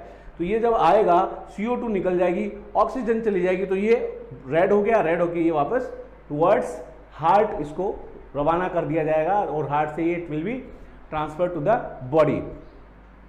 ठीक है, so that is on. Also you can see in another diagram a clear picture of alveoli with capillaries of network, or I should say network of capillaries around them। ठीक है, इसके बाद आगे चलते हैं। नेक्स्ट हम ये ब्रीदिंग मैकेनिज्म है कि किस तरीके से हम इनहेल या एक्सेल करते हैं। इनहेल जब करते हैं बेटा, एयर कब अंदर मूव कर सकती है? एयर बेटा देखो हमेशा हाई प्रेशर से लो प्रेशर की तरफ, देखो बैलून होता है ना, बैलून, उसको जब आप छोड़ते हो तो बैलून के अंदर खूब सारी हवा भरी होती है, जैसे ही छोड़ते हो वो फर्स्ट हवा बाहर निकलती है, वैसे ही हाई प्रेशर से लो प्रेशर की तरफ एयर मूव करती है। तो जब हमारी जो चेस्ट है उसके अंदर जब प्रेशर एयर का कम होगा तो एयर अंदर आएगी, और वो प्रेशर कब कम होगा, जब वॉल्यूम बढ़ेगा चेस्ट का। जिसलिए हम जब इंस्पिरेशन करते हैं ना तो क्या होता है, हमारी वॉल्यूम ऑफ चेस्ट बढ़ता है, फूलती है। वॉल्यूम बढ़ने से क्या होगा बेटा, देखो वॉल्यूम क्यों बढ़ता है, क्योंकि डायफ्राम नीचे आता है। जब हम इनहेल करते हैं तो डायफ्राम की मसल जो है वो कॉन्ट्रैक्ट होती है, और कॉन्ट्रैक्ट होने से वो फ्लैट हो जाती है, जो डोम शेप है वो फ्लैट हो जाता है इस तरीके से। तो ये जो डायमेंशन है ये बढ़ जाता है, तो volume of chest will be increase. तो अंदर क्या होगा बेटा, प्रेशर कम और बाहर ज़्यादा, इसलिए एयर अंदर आ जाएगी। जब वो हम ब्रीद आउट करेंगे, जब एक्सेल करते हैं उस कंडीशन में क्या होता है, डायफ्राम वापस ऊपर आता है, ऊपर आएगा तो क्या होगा, again volume will be decrease and अंदर प्रेशर बढ़ जाएगा, इसलिए वापस एयर बाहर चली जाएगी। बाहर प्रेशर तुलनात्मक कम होगा इस कंडीशन में जब हम एक्सेल करेंगे, ठीक है। और देयर इज अनदर डायग्राम, उसमें एक पिक्चर ये शो कर रही है कि ये जो एक बोतल देख रहे हो आप, ये बोतल को कंपेयर किया गया है विद द चेस्ट कैविटी। तो चेस्ट कैविटी के अंदर जैसे लंग्स होते हैं, वैसे इस बोतल के अंदर लंग्स को के अनुरूप 2 बैलून्स लगा दिए हैं, और नीचे डायफ्राम के जैसे यहाँ पर एक वी कैन से रबर की एक स्ट्रक्चर लगा दी है, जिसको हम पुल कर सकते हैं नीचे। When it is pulled down like this, तो क्या होगा, अगेन वॉल्यूम बढ़ेगा तो अंदर प्रेशर कम होगा, तो क्या होगा, एयर अंदर आ जाएगी यहाँ से, ठीक है। तो एयर आ जाएगी अंदर लाइक दिस, एयर अंदर आएगी तो ये फूल जाएंगे। जब हम इसको वापस छोड़ देंगे तो ये ऊपर जाएगा तो ये वॉल्यूम वापस कम होगा, तो प्रेशर बढ़ जाएगा, तो एयर बाहर निकल जाएगी। क्लियर है, समझ में आ गई मैकेनिज्म बेटा, एकदम समझने वाली बात है, साइंस है, रटने की कोई जरूरत नहीं है। नेक्स्ट क्वेश्चन, ठीक है। At the time of inspiration diaphragm, अभी देखा हमने डायफ्राम इंस्पिरेशन, जब हम इनहेल कर रहे हैं तो डायफ्राम क्या हो रहा है, फ्लैट, क्योंकि वॉल्यूम बढ़ रहा है, तो उस टाइम होता है कॉन्ट्रैक्ट। तो आंसर क्या होगा, कॉन्ट्रैक्ट वाला ऑप्शन हमें देखना है, और वो है सेकंड नंबर, ठीक है। तो second number will be the correct answer. Now next life process and that is transportation. Transportation क्या है बेटा, ट्रांसपोर्टेशन जो है that is required for transporting various components in our body from one place to another, जैसे blood, ठीक है। तो ये ट्रांसपोर्ट सिस्टम बनाता है, ब्लड अलॉन्ग विद वेसल्स जो है, आर्टरीज, वेन, कैपिलरीज, ये सब मिलके ट्रांसपोर्ट सिस्टम बनाते हैं। और एक और फ्लूइड होता है that is lymph also included in this. तो ट्रांसपोर्ट हम देखते हैं, transportation in human being, the main transport system in human being is circulatory system, ठीक है। इट कंसिस्ट ऑफ, अभी हमने बताया आपको, ब्लड, आर्टरीज, वेसल्स में veins, capillaries etcetera, and a pumping organ heart is there. Blood के बारे में ब्लड हमने अभी बात करी। ऑक्सीजन जो है हमारा न्यूट्रिशियस जो हमारे फूड है, जैसे कि वो डाइजेशन के बाद जो न्यूट्रिएंट्स में कन्वर्ट होते हैं, तो इंटेस्टाइन से ब्लड के ही थ्रू जो ये न्यूट्रिएंट्स है वेरियस बॉडी पार्ट्स तक पहुंचाए जाते हैं। वेस्ट प्रोडक्ट जो वेरियस बॉडी पार्ट में बने हैं उनको ब्लड ही लेकर के देयर साइट ऑफ एक्सक्रीशन तक लेके जाता है, जहाँ से वो बॉडी से बाहर निकाले जाएंगे। तो ये बहुत बड़ा रोल है। अब ब्लड से अगर ये काम हो रहा है तो ब्लड का कंपोजिशन अगर हम देखें तो ब्लड के कंपोजिशन में ब्लड बनता है plasma, 55% is plasma and 45% is formed element, जिसमें सेल्स है, आरबीसी, डब्ल्यूबीसी एंड प्लेटलेट्स, ठीक है। You can see all are there. Plasma के अंदर जो एक तो फूड का जैसे ग्लूकोज है, ब्लड ग्लूकोज लेवल बोलते हैं ना, तो वो प्लाज्मा में तो घुला होता है, तो फूड हो गया, वाटर भी होगा, 92% of plasma is water. Carbon dioxide mix होती है, नाइट्रोजनस जो वेस्ट प्रोडक्ट्स है वो भी ब्लड के अंदर जो प्लाज्मा में मिक्स होकर के to they are travelled up to the site of excretion यानी kidney. Red blood cells transport oxygen, haemoglobin पाया जाता है रेड ब्लड सेल में, वो ही हेल्प करता है ट्रांसपोर्ट ऑफ ऑक्सीजन, ठीक है। तो जिनके अंदर हीमोग्लोबिन कमी हो जाती है उनके अंदर ऑक्सीजन की कमी हो जाती है, तो ऐसे लोग जल्दी थक जाते हैं, अनीमिया बोलते हैं इस कंडीशन को। White blood cells are guard our body, या वैसे फोर्स जो जैसे हमारी देश की फोर्स है ना वैसे ही हमारी बॉडी में भी फोर्स होती है जो कि प्रोटेक्ट करती है विद द जर्म्स जो हैं या माइक्रोब्स हैं, उनके अटैक से हमें बचाती है। So it kills harmful microbes and protects our body. Platelet क्या करती है बेटा? प्लेटलेट जो है क्लॉटिंग का काम करती है। क्लॉट बॉडी में कहीं भी अगर ब्लड लॉस हो रहा है या कोई ब्लीडिंग हो रही है, किसी वजह से अगर कट लग गया और खून बह रहा है, तो वहां पर खून रोकने का काम बेटा प्लेटलेट करेगी। ठीक है, समझ गए? तो आगे चलते हैं।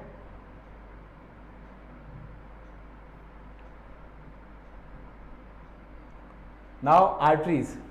Arteries are produced by heart. Heart से ओरिजिनेट होती है और ऑर्गन तक जाती है। ठीक है, तो ये क्या करती है बेटा? प्योर ब्लड लेके जाती है from heart to organ. Heart से ब्लड लेती है, ऑर्गन तक लेके जाती है। उसमें हाई ब्लड प्रेशर होता है, इसलिए वाल्व्स नहीं पाए जाते बेटा।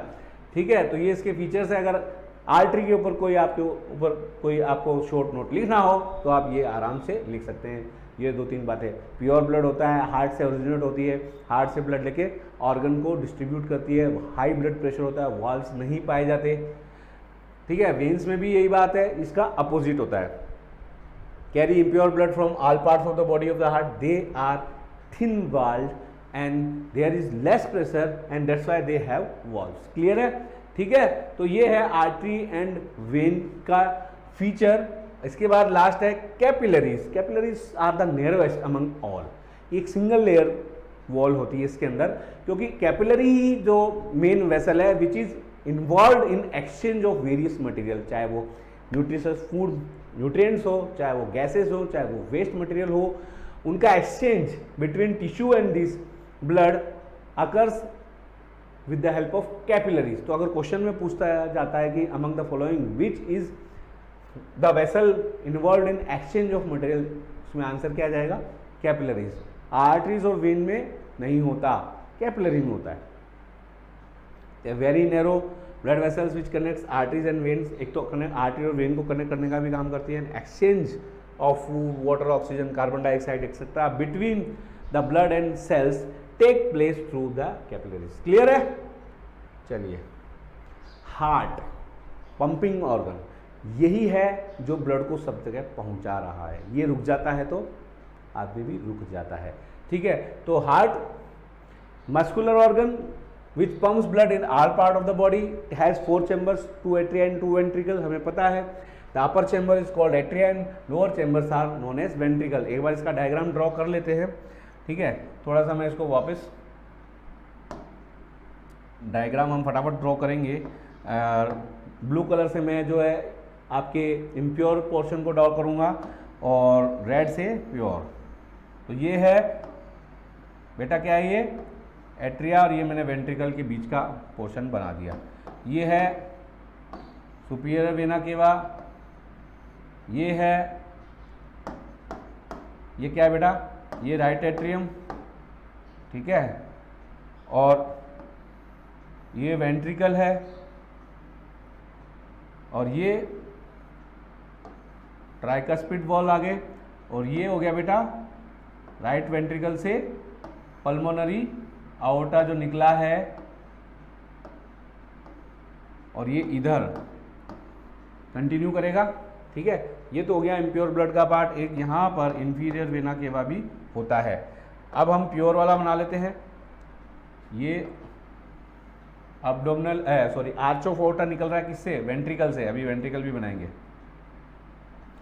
और ये यहाँ से इसका ये दूसरा आर्म, ये head and upper part of the body को जाने वाली वेसल्स जो निकल रही है आर्च ऑफ आओर्टा से, ये आर्च ऑफ आओर्टा। ठीक है, और इसके बाद ये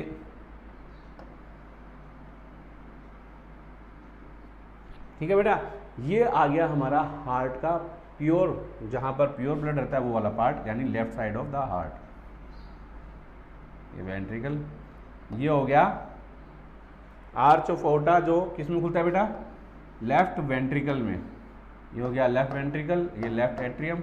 लेफ्ट एट्रियम में खुलती है पल्मोनरी वेन, 2 पेयर, या मैं कह दूं 4 नंबर। ये है पल्मोनरी वेन। क्या है बेटा? पल्मोनरी वेन, इसमें बेटा प्योर ब्लड होता है। एक्सेप्शन है ये, दैट एक्सेप्शन है।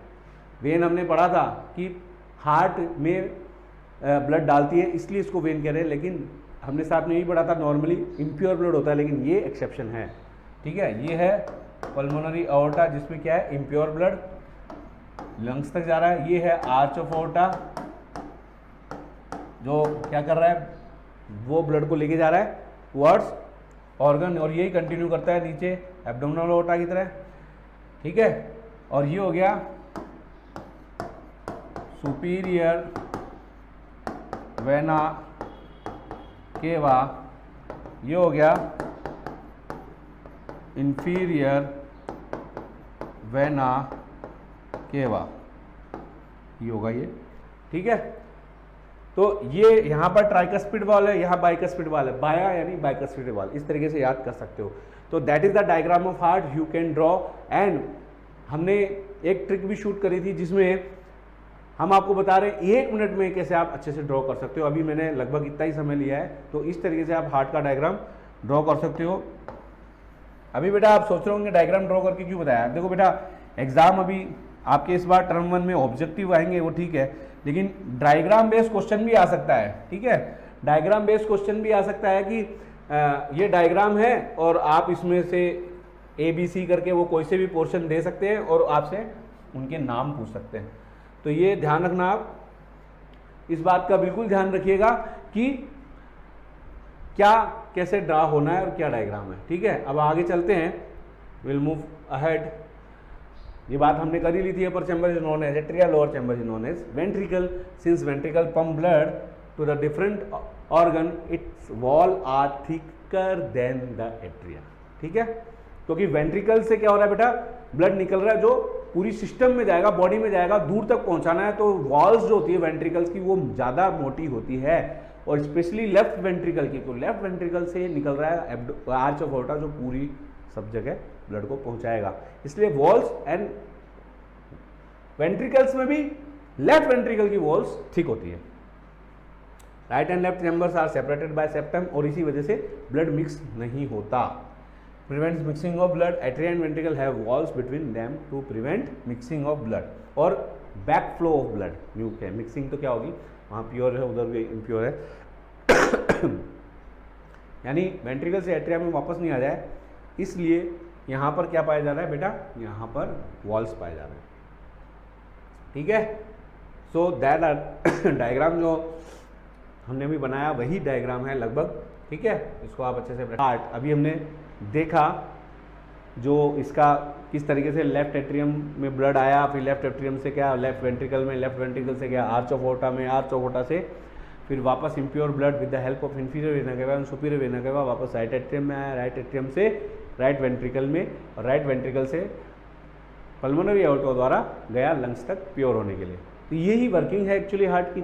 तो देखो, जब एट्रियम के अंदर जब ब्लड आ जाता है तो वो क्या करता है, एट्रियम के अंदर जो ब्लड आता है तो वो क्या करता है, वो कॉन्ट्रैक्ट होता है, वो कॉन्ट्रैक्ट होता है और कॉन्ट्रैक्ट होकर के ब्लड को डालता है वेंट्रिकल्स में, और वेंट्रिकल्स उस टाइम क्या होते हैं, डायलेट हो रहे होते हैं, डायलेट हो रहे होते हैं, जो भी ब्लड लेना है ना उनको। ये बार डायग्राम ड्रॉ करके देख लेते हैं। इस बार मैं सेम ही कलर से कर रहा हूँ just to make you understand. Atrium और वेंट्रिकल्स ही बना रहा हूं मैं, ठीक है, लाइक दिस। अब ये ब्लड आया सुपीरियर वेना केवा से राइट एट्रियम के अंदर, ठीक है, तो राइट एट्रियम एक्सपांड करता है, उस कंडीशन में ब्लड आता है राइट एट्रियम के अंदर। तो एक्सपांशन और वी कैन से रिलैक्सेशन, इसको बोलते हैं बेटा, इसको क्या बोलते हैं, सिस्टोल, सिस्टोल बोलते हैं, एट्रियल सिस्टोल, एट्रियल सिस्टोल। और ये बेटा होता है 0.1 सेकेंड के लिए, टोटल 0.8 सेकेंड के लिए हार्ट साइकिल जो की ड्यूरेशन होती है 0.8 सेकेंड, उसमें से 0.1 सेकेंड एट्रिया कॉन्ट्रैक्ट करते हैं और 0.7 सेकेंड जो है रिलैक्स ही करते हैं वो। ठीक है। तो कॉन्ट्रैक्ट जब करेंगे तो प्रेशर हो गया ब्लड के ऊपर, तो वो नीचे जाएगा, और इसी टाइम पे वेंट्रिकल्स क्या कर रहे होते हैं, रिलैक्स कर रहे होते हैं। वेंट्रिकल्स क्या कर रहे होते हैं बेटा, रिलैक्स कर रहे होते हैं। ये काम दोनों जगह एक साथ होता है। वेंट्रिकल रिलैक्स कर रहे होते हैं, रिलैक्सेशन, तो इसको बोलते हैं डायस्टोल। डायस्टोल तो बेटा ये जो होता है ये 5 सेकंड के लिए होता है, 0.5 सेकंड के लिए, ठीक है। 0.5 सेकंड के लिए वेंट्रिकल्स रिलैक्स करते हैं और 0.3 सेकंड के लिए कॉन्ट्रैक्ट करते हैं। तो वेंट्रिकल्स ज़्यादा देर तक कॉन्ट्रैक्ट करते हैं इन स्पाइट ऑफ आइट्रियम, ठीक है।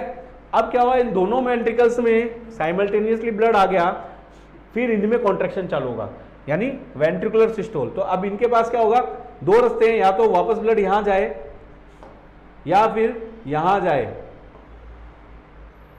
यहां जाए या फिर यहां जाए, यहां जाए या फिर यहां जाए, ठीक है। तो अब ये क्या होता है, वाल्व, अभी हमने पढ़ा था वाल्व होते हैं एट्रियम और वेंट्रिकल के बीच टू प्रिवेंट बैक फ्लो। तो ये वाल्व बंद हो जाते हैं, तो ये ऊपर वाला जो रास्ता है ये तो हो जाता है बंद दोनों में। तो अब क्या रास्ता बचा, राइट वेंट्रिकल में तो पल्मोनरी एओर्टा में जाने का रास्ता बचा, और लेफ्ट वेंट्रिकल में बचा आर्च ऑफ एओर्टा में जाने का रास्ता। ये आर्च ऑफ एओर्टा इस तरीके से है ना, तो ये आर्च ऑफ एओर्टा में जाने का रास्ता बचा। तो फिर इसी तरीके से मूव होता है ब्लड, राइट वेंट्रिकल से जाएगा पल्मोनरी एओर्टा में लंग्स के लिए, और लेफ्ट वेंट्रिकल से निकलेगा आर्च ऑफ एओर्टा में फॉर बॉडी सप्लाई के लिए। फिर ये वापस घूमता घामता पूरा जब यहाँ पर पहुंचेगा, फिर एट्रिया रिलैक्स करेंगे, फिर ब्लड वापस एट्रियम में भरेगा, फिर एट्रियल कॉन्ट्रैक्ट करेंगे, वेंट्रिकल रिलैक्स करेंगे, वेंट्रिकल्स में आएगा, फिर वेंट्रिकल कॉन्ट्रैक्ट करेंगे, फिर ब्लड उनसे वहां से निकलेगा। यही प्रोसेस कंटिन्यू चलता रहता है, and that is the working methodology of heart. I think it is very crystal clear to you, now you can understand कि किस तरीके से हार्ट फंक्शन करता है। क्लियर है?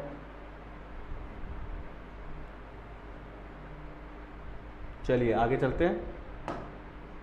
यही बात है, when the left atrium relaxes, left and right दोनों की बात हो रही है, आप दोनों की समझो, ठीक है। ब्लड फ्रॉम द लंग्स, अब इन्होंने क्या करा है, एक पोर्शन पकड़ा है, जबकि दोनों में सेम ही काम दोनों साइड में होता है, कंफ्यूज नहीं होना है।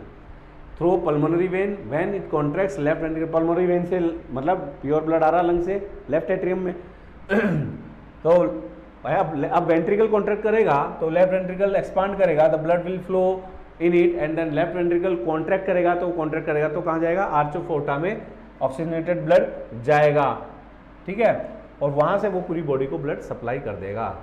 After circulating it various part of the body, the deoxygenated blood enters to right atrium with the help of vena cava inferior and superior, and when the right atrium contracts, the right ventricle expand and the blood flows in, और फिर right ventricle contract करेगा तो blood कहाँ जाएगा, it will go into pulmonary aorta and that will ultimately go to lungs for purification. The right ventricle contract and the blood pumped into lungs through pulmonary artery. Pulmonary artery में impure blood होता है, ध्यान रखना। pulmonary vein में क्या होता है बेटा, pulmonary vein में pure blood, that is exception. Normally veins में इम्प्योर होता है, आर्टरी में प्योर होता है। In the lungs carbon dioxide is removed and oxygen is absorbed and the impure blood is made pure, यानी deoxygenated blood is converted into oxygenated blood and that is again entered into left atrium by the, and the process repeats continue. Since blood flows through the heart twice in one cycle, it is known as double circulation. Diagram से हमने ये सब समझ लिया था। Lymph, lymph बेटा क्या है, lymph is also another type of colourless fluid that is coming out from the vessels from plasma which escape from the capillaries. Lymph drains into lymphatic capillaries which forms lymph vessels and joins into large veins. तो बेटा ये क्या है, intercellular spaces में आता है, ये समझने की जरूरत है। जैसे ये ब्लड वेसल जो हमने बात करी थी ना, कैपिलरीज, लास्ट में कैपिलरीज ही हर चीज को लेने देने का काम करती है, आर्टरी वेन्स नहीं करती। तो ये क्या होगी, सेल्स के बीच में होगी। अब सेल्स के बीच में क्या है बेटा, सेल्स के बीच में स्पेसेस होते हैं, अब इन स्पेसेस में फ्लूइड होता है। तो सेल्स क्या करती हैं, इन्हीं स्पेसेस से में अपना वेस्ट निकालती हैं और इनसे ही न्यूट्रिएंट्स लेती हैं। तो अब ब्लड है, ये ब्लड तो निकल के आएगा नहीं, ये तो कंटिन्यू जाएगा, क्योंकि ब्लड में बहुत सी चीज़ें हैं, सब नहीं निकल सकती इससे बाहर। कुछ चीज़ें जो स्मॉल न्यूट्रिएंट्स हैं, वेस्ट मटेरियल है, वो आ जा सकते हैं। उनको लेकर के एक फ्लूइड बाहर आता है, that is known as lymph. ठीक है, क्योंकि इन सेल्स तक भी तो सामान पहुंचाना पड़ेगा ना, ग्लूकोज है जो इंटेस्टाइन से अब्जॉर्ब हुआ है हर सेल को चाहिए, तो वो अब ब्लड तो यहाँ तक लिया है, लेकिन ब्लड से हर सेल तक तो ब्लड आएगा नहीं, वो फ्लूइड भेजता है, उस फ्लूइड से होता हुआ वो सारा न्यूट्रिएंट पहुँचता है हर सेल तक, और वो न्यूट्रिएंट तो देता है और वेस्ट ले लेता है, और फिर वापस वो क्या करता है, एक सिस्टम के थ्रू दूसरे सिस्टम से होता हुआ वापस ब्लड में डाल दिया जाता है, और वो दूसरा सिस्टम जो होती है वो कहलाती है लिम्फ वेसल्स। उन लिम्फ वेसल्स के थ्रू वो वापस ब्लड में डाल दिया जाता है। ठीक है, क्लियर है, आप समझ में आ गया। यानी जैसे कि आप जाते हो कहीं तो बस स्टैंड तक तो आपको जाना ही होता है ना, बस स्टैंड, बस जो है आपके घर के आगे तो आने से नहीं, तो वैसे ही इन सेल्स तक पहुंचाना है, ब्लड तो यहाँ आएगा नहीं, तो यह ब्लड ही क्या करता है, अपना एक दूत भेजता है सामान के साथ कि भैया जाके उन हर सेल को बांटिया। वैसे ही ये हर सेल के पास आता है, उसी को उसका सामान देता है और उनसे लेता है वापस, फिर एक दूसरे रास्ते से होता हुआ वापस ब्लड में मिल जाता है। वो दूसरा रास्ता क्या है, लिम्फ वेसल्स, लिम्फेटिक सिस्टम बन जाता है। क्लियर है, लिम्फ क्यों बना, लिम्फ क्या जरूरत थी। Lymph transport digested fat, drains excess fluid from intracellular spaces back into the blood. It contains lymphocytes which kills germs and protects the body. ये also ये वाली बात भी बड़ी अच्छी है कि इसमें lymphocytes भी होते हैं कि साथ में इन्फेक्शन अगर है तो उनको मतलब खत्म करने के लिए सेल तक पहुंचता है ये, तो साथ में lymphocytes भी होती है, किल कर देती है जर्म्स को वहीं। Heart of mammals, birds, amphibians, reptiles and fishes. Heart of mammals and birds have 4 chambers. Heart के अंदर अभी हमने बात करी मेमल्स में, जैसे बर्ड, मेमल्स एंड बर्ड्स दोनों की बात हो रही है, 4 चैम्बर होते हैं, 2 एट्रिया 2 वेंट्रिकल। क्यों है, क्योंकि टेम्परेचर मेंटेन रखना पड़ता है, एनर्जी ज़्यादा देनी है, इसलिए प्योर को अलग रखा जाता है इम्प्योर से। एम्फिशिएंट ब्लड सप्लाई होनी जरूरी है, necessary because they need more energy to maintain their body temperature. The heart in amphibians and reptiles 3 chamber पाए जाते हैं, और ये 3 चैम्बर होते हैं, 2 एट्रिया एंड 1 वेंट्रिकल। तो एट्रिया तक तो क्या है, clear, impure and pure blood अलग अलग होते हैं, लेकिन जब वो वेंट्रिकल्स में जाते हैं तो मिल जाते हैं, वहाँ पर मिक्सिंग हो जाती है। इसलिए यहाँ पर क्या है, इनकम्प्लीट डबल सर्कुलेशन होता है, और इनको क्या है कि बॉडी टेम्परेचर मेंटेन करने की जरूरत नहीं है, इसलिए इनको जरूरत भी नहीं है 4 चैम्बर की, इसलिए नेचर ने इनको 4 चैम्बर नहीं दिए, और वहाँ पर मिक्सिंग हो रही है ब्लड की, और वहाँ पर इनकम्प्लीट डबल सर्कुलेशन है। आपने कभी छिपकली को देखा है एकदम सर्दी के महीने में, जनवरी के महीने में दीवार पर अपने घर की? नहीं होता है, क्योंकि वो बेटा अपने ये बॉडी टेम्परेचर को मेंटेन नहीं रख सकती। तो ठंड में क्या होता है, एकदम बॉडी टेम्परेचर अगर वो ठंड होगी तो ठंडा हो जाएगा। अब ठंडा होने से क्या समस्या है, अब बॉडी टेम्परेचर अगर कम हो गया तो एंजाइम तो एक स्पेसिफिक टेम्परेचर पे ही काम करते हैं ना, वो काम करना भी बंद कर देंगे और डेथ हो जाएगी एनिमल की। इसलिए वो क्या करते हैं, वो वहाँ से निकल कर ऐसे जगह चले जाते हैं जहाँ टेम्परेचर ज़्यादा होता है। दीवारों के अंदर क्रैक्स होंगे, जो जैसे सांप बिलों में चले जाते हैं, है ना, तो उस तरीके से तो ये लोग क्या करते हैं, ये अपने आप को हाइबरनेट कर लेते हैं, हाइबरनेशन बोलते हैं, to prevent their loss of energy. वो ऑलरेडी कम है, टेम्परेचर इनको मेंटेन रहता नहीं है, एनवायरनमेंट के हिसाब से बदल जाता है, इसलिए ये टेम्परेचर नहीं बदलने की बजाय एनवायरनमेंट बदल देते हैं, ऐसे जगह चले जाते हैं जहाँ टेम्परेचर ज़्यादा हो। ये अभी हमने देखा था, 2 तो हमने देख लिए थे, ये एक देख लिया था हमने, बर्ड एंड एम्फीबियंस वाला, बर्ड एंड मैमल्स वाला। एम्फीबियंस एंड रेप्टाइल्स वाला क्या होता है बेटा, इसमें ये 2 एट्रिया 1 वेंट्रिकल, वेंट्रिकल में आके इम्प्योर हो गया, सारा मिक्स हो गया, तो ये इनकम्प्लीट डबल सर्कुलेशन है। फिशेज में क्या होता है, सिंगल सर्कुलेशन ही है, 2 चैम्बर है, 1 एट्रिया और 1 वेंट्रिकल। और वीनस होता है हार्ट, हार्ट में इम्प्योर ब्लड ही होता है, वो प्योर होता है गिल्स में, गिल्स से जाता है ये सिस्टम में, सिस्टम में इम्प्योर होके वापस इम्प्योर ब्लड हार्ट में आता है, और हार्ट में ही इम्प्योर रहता है, वहाँ से ये जाता है वापस गिल्स में। ठीक है, तो इस तरीके से ये इन तीनों fishes, amphibian, reptiles and bird and mammals में अलग अलग तरीके के सर्कुलेटरी सिस्टम पाए जाते हैं।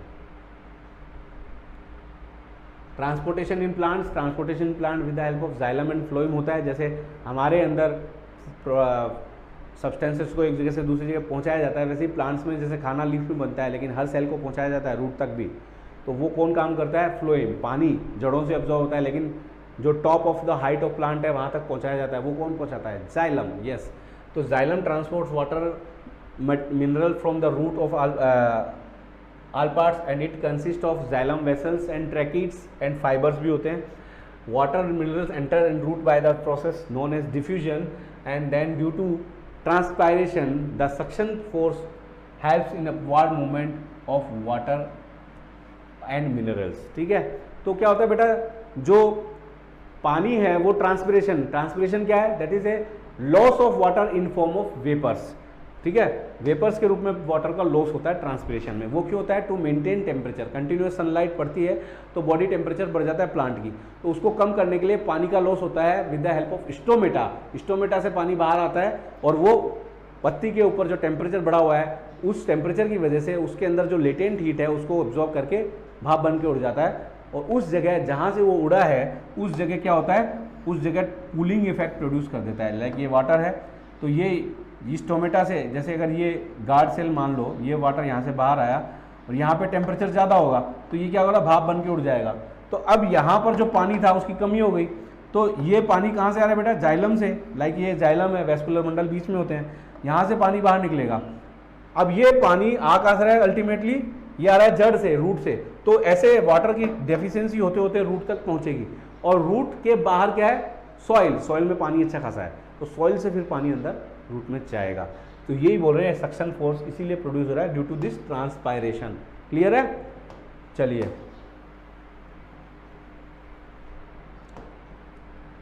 इससे क्या होगा? पानी ऊपर मूव होता रहेगा, कंटिन्यूस ट्रांसपिरेशन होता रहता है, और इसीलिए डे टाइम में पानी अच्छे से चढ़ पाता है. नाइट टाइम में क्या होता है? There is another mechanism which involve in transportation of water. वो आपकी 11th क्लास में यहाँ पर आपके इतना ही है. ठीक है,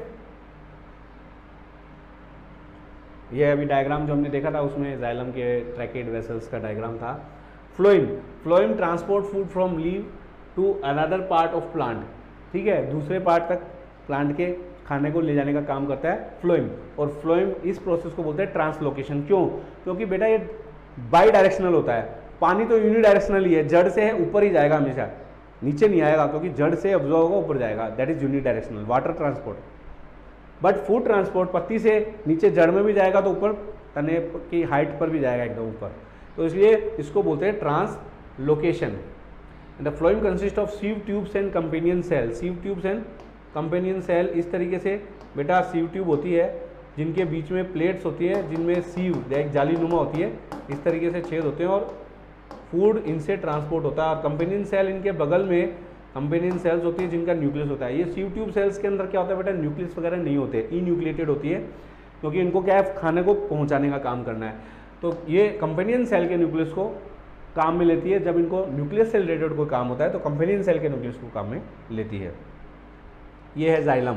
तो sieve tube and companion cell. ठीक है, चलिए आगे चलते हैं हम. Food from leave transferred by the to xylem to energy of ATP molecule. अब इसमें क्या होता है बेटा? जाइलम की जगह यहाँ पे ये मिसप्रिंट है, फ्लोएम होगा. It will B phloem. ठीक है, तो फ्लोएम तक ट्रांसपोर्ट किया जाता है. एंड फ्लोएम क्या करता है? पानी जाइलम से, देखो क्या है खाने में, क्या है? ग्लूकोज बना है. ग्लूकोज क्या होता है? ऑस्मोटिक पोटेंशियल होता है इसका, पानी को पकड़ने की क्षमता, पानी को खींचता है ये अपनी तरफ. तो जब ये बन के किस में आएगा? जब ये बन के इसमें आएगा फ्लोएम में, तो फ्लोएम के बगल में ही जाइलम भी चलता है लाइक दिस. तो यहाँ पर सीव ट्यूब के, अगर मैं कहूँ यहाँ पे ये फूड आ गया तो ग्लूकोज है, ग्लूकोज के अंदर क्या है? कैपेसिटी पानी को खींचने की. तो यहाँ से पानी आएगा इसके अंदर, और ये पानी ये लिखा है ना, ये due to the osmotic pressure water enters into the phloem. पानी यहाँ से यहाँ आएगा और ट्रांसपोर्ट, यहाँ पे बल्क बन जाएगा. अब ये बल्क मूव करेगा दोनों तरफ, जहाँ पर ज़्यादा है वहाँ से कम की तरफ, इसलिए बाई डायरेक्शनल मूवमेंट होता है. ठीक है, ये वही डायग्राम जो हमने अभी देखा. Excretion is removal of metabolic waste. Yes, digested food को निकालना, अनडाइजेस्टेड फूड को, मतलब डाइजेशन के बाद, वो कहलाता है डिफिकेशन या इजेशन, वो एक्सक्रीशन नहीं है, उससे कंफ्यूज नहीं होना है। Unicellular organism waste product is removed by cells into surrounding by the process of diffusion. लेकिन हमारे मल्टीसेलुलर ऑर्गेनिजम्स हैं, उनके अंदर क्या है, हर सेल एनवायरनमेंट के संपर्क में नहीं होती, इसलिए एक सिस्टम बनाते हैं, वो सिस्टम हर सेल से उसका बाई प्रोडक्ट पकड़ता है और फिर लेके जाता है एक दूसरे सिस्टम के पास, जहाँ पर से उसको बाहर निकाला जाता है। And well defined system of excretion, excretory system होता है। तो multi cellular the waste product are remove through specialized organ which make system. ये एक फोटो है जिसमें यू कैन सी कई बार लोग जब यूरिन पास करते हैं येलो कलर का होता है, तो ये एक वही चीज़ शो कर रहा है कि एक्सक्रीटरी वेस्ट किस तरीके से दिखता होगा। Excretion in human beings, excretion in human beings with the help of a pair of kidney, a pair of ureter, A urinary bladder single and a single urethra that consist of excretory system. Each kidney is having its excretory unit made up of excretory units that are known as nephron. Nephron और neuron दोनों को confuse मत करना। Neuron तो CNS या मैं कहूँ nervous system का पार्ट है, जबकि nephron is part of kidney. ये डायग्राम है, you can C and you can draw it. Kidney जो है ये राइट किडनी, लेफ्ट किडनी, उनके ऊपर सुप्रारीनल ग्लैंड हो गया, ये रीनल, ये हो गया इंफीरियर वेना केवा, उससे आगे रीनल वेन, ये हो गया आर्च ऑफ एओर्टा, जिससे आगे रीनल आर्टरी, ये यूरेटर हो गई दोनों, और ये यूरेटर किस में खुली, यूरिनरी ब्लैडर में, यूरिनरी ब्लैडर से सिंगल यूरिथ्रा निकल रही है, ठीक है। तो one pair of kidney, one pair of ureter, single urinary bladder and single urethra is coming out, ठीक है। ये है। इसके बाद नेक्स्ट एक्सक्रीटरी सिस्टम का डायग्राम, ये है हमारा नेफ्रॉन, जिसमें अगर हम ड्रा करें इसको तो इस तरीके से ये बोमोन्स कैप्सूल, ये PCT कॉइल्ड, यहाँ से रीनल ट्यूब्यूल स्टार्ट होता है, फिर ये स्ट्रेट हो जाता है, लूप ऑफ हेनले थोड़ा लंबा होता है,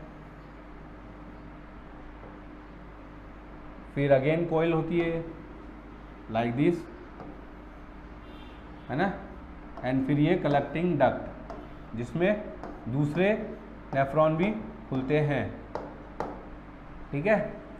और ये इसमें नेटवर्क ऑफ कैपिलरीज, ये एफरेंट आर्टीरियोल, ये इफरेंट आर्टीरियोल, इसका डायमीटर ज़्यादा होता है एफरेंट का, एफरेंट आर्टीरियोल, ये इफरेंट का डायमीटर कम होता है, ठीक है। ये बोमन्स कैप्सूल है और ये ग्लोमेरुलस है, इसको क्या बोलते हैं बेटा, ग्लोमेरुलस, और ये है बोमन्स कैप्सूल। और इन दोनों को मिला के क्या बोलते हैं, मालपीगियन कॉर्पसल और रीनल कॉर्पसल, ठीक है। ये कई बार पूछ लिया जाता है। ये क्या है बेटा, PCT, ये क्या है, loop of Henle,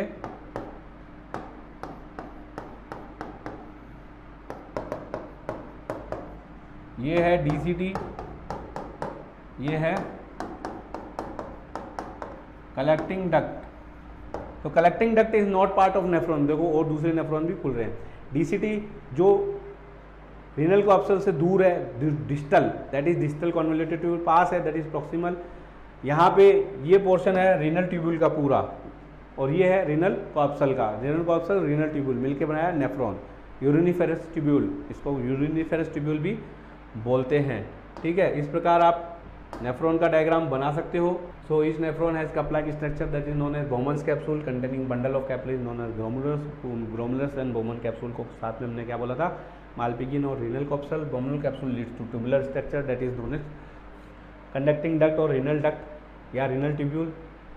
the renal artery जो होती है that brings nitrogenous waste like ammonia, urea, uric acid, हमने देखा था। इफेरेंट आर्टीरियोल जिससे आता है एक्सेस वाटर, उसका डायमीटर ज़्यादा है। Filters nitrogenous waste water and salt which passes through tubular structure into collecting duct. Tubular structure से पास होता है, पहले तो फिल्टर हो गया क्योंकि इफरेंट आर्टीरियोल से ब्लड ज़्यादा आ रहा है, एफरेंट से ज़्यादा आ रहा है, इफरेंट से कम जा रहा है, तो इकट्ठा होगा ग्लोमेरुलस में। प्रेशर डलेगा तो वो फिल्टर होगा और स्पेस में इकट्ठा हो जाएगा बोमन स्पेस में, बोमन कैप्सूल के अंदर। वहाँ से जाएगा, अब उसमें क्या है बेटा, सभी उसमें अच्छा भी मटेरियल है और जो वेस्ट मटेरियल भी है हमारे लिए अच्छा काम का भी है, तो इसलिए जब उसके बाद वो पीसीटी डीसीटी से निकलेगा तो अच्छी जो चीज़ें हमारे काम की उनको एब्जॉर्ब कर लिया जाता है। वो होता है पीसीटी में, डीसीटी में और लूप ऑफ हेनले में। उसके बाद फाइनल जो बनता है डेट इज़ यूरिन, जिसको आप बाहर निकालते हो, ठीक है। और useful products like amino acid, glucose, salts reabsorb in the capillary around the tubular structure and goes into the renal. तो ये जो डक्ट है या रीनल ट्यूब्यूल के चारों तरफ क्या होता है, एक नेटवर्क ऑफ कैपिलरी पाया जाता है, वो उसको एब्जॉर्ब करके और सिस्टम में डाल देता है। एक्सक्रीशन इन प्लांट्स, प्लांट्स के अंदर भी एक्सक्रीशन होता है, जैसे हमारे मेटाबॉलिक वेस्ट है उनके भी हैं। तो उनमें क्या होता है, रेस्पिरेशन से तो जो ऑक्सीजन निकलती है, फोटोसिंथेसिस, ऑक्सीजन भी निकलती है और फोटोसिंथेसिस में भी निकलती है। और रेस्पिरेशन में ऑक्सीजन यूज आती है, सॉरी कार्बन डाइऑक्साइड निकलती है और फोटोसिंथेसिस में ऑक्सीजन निकलती है ना।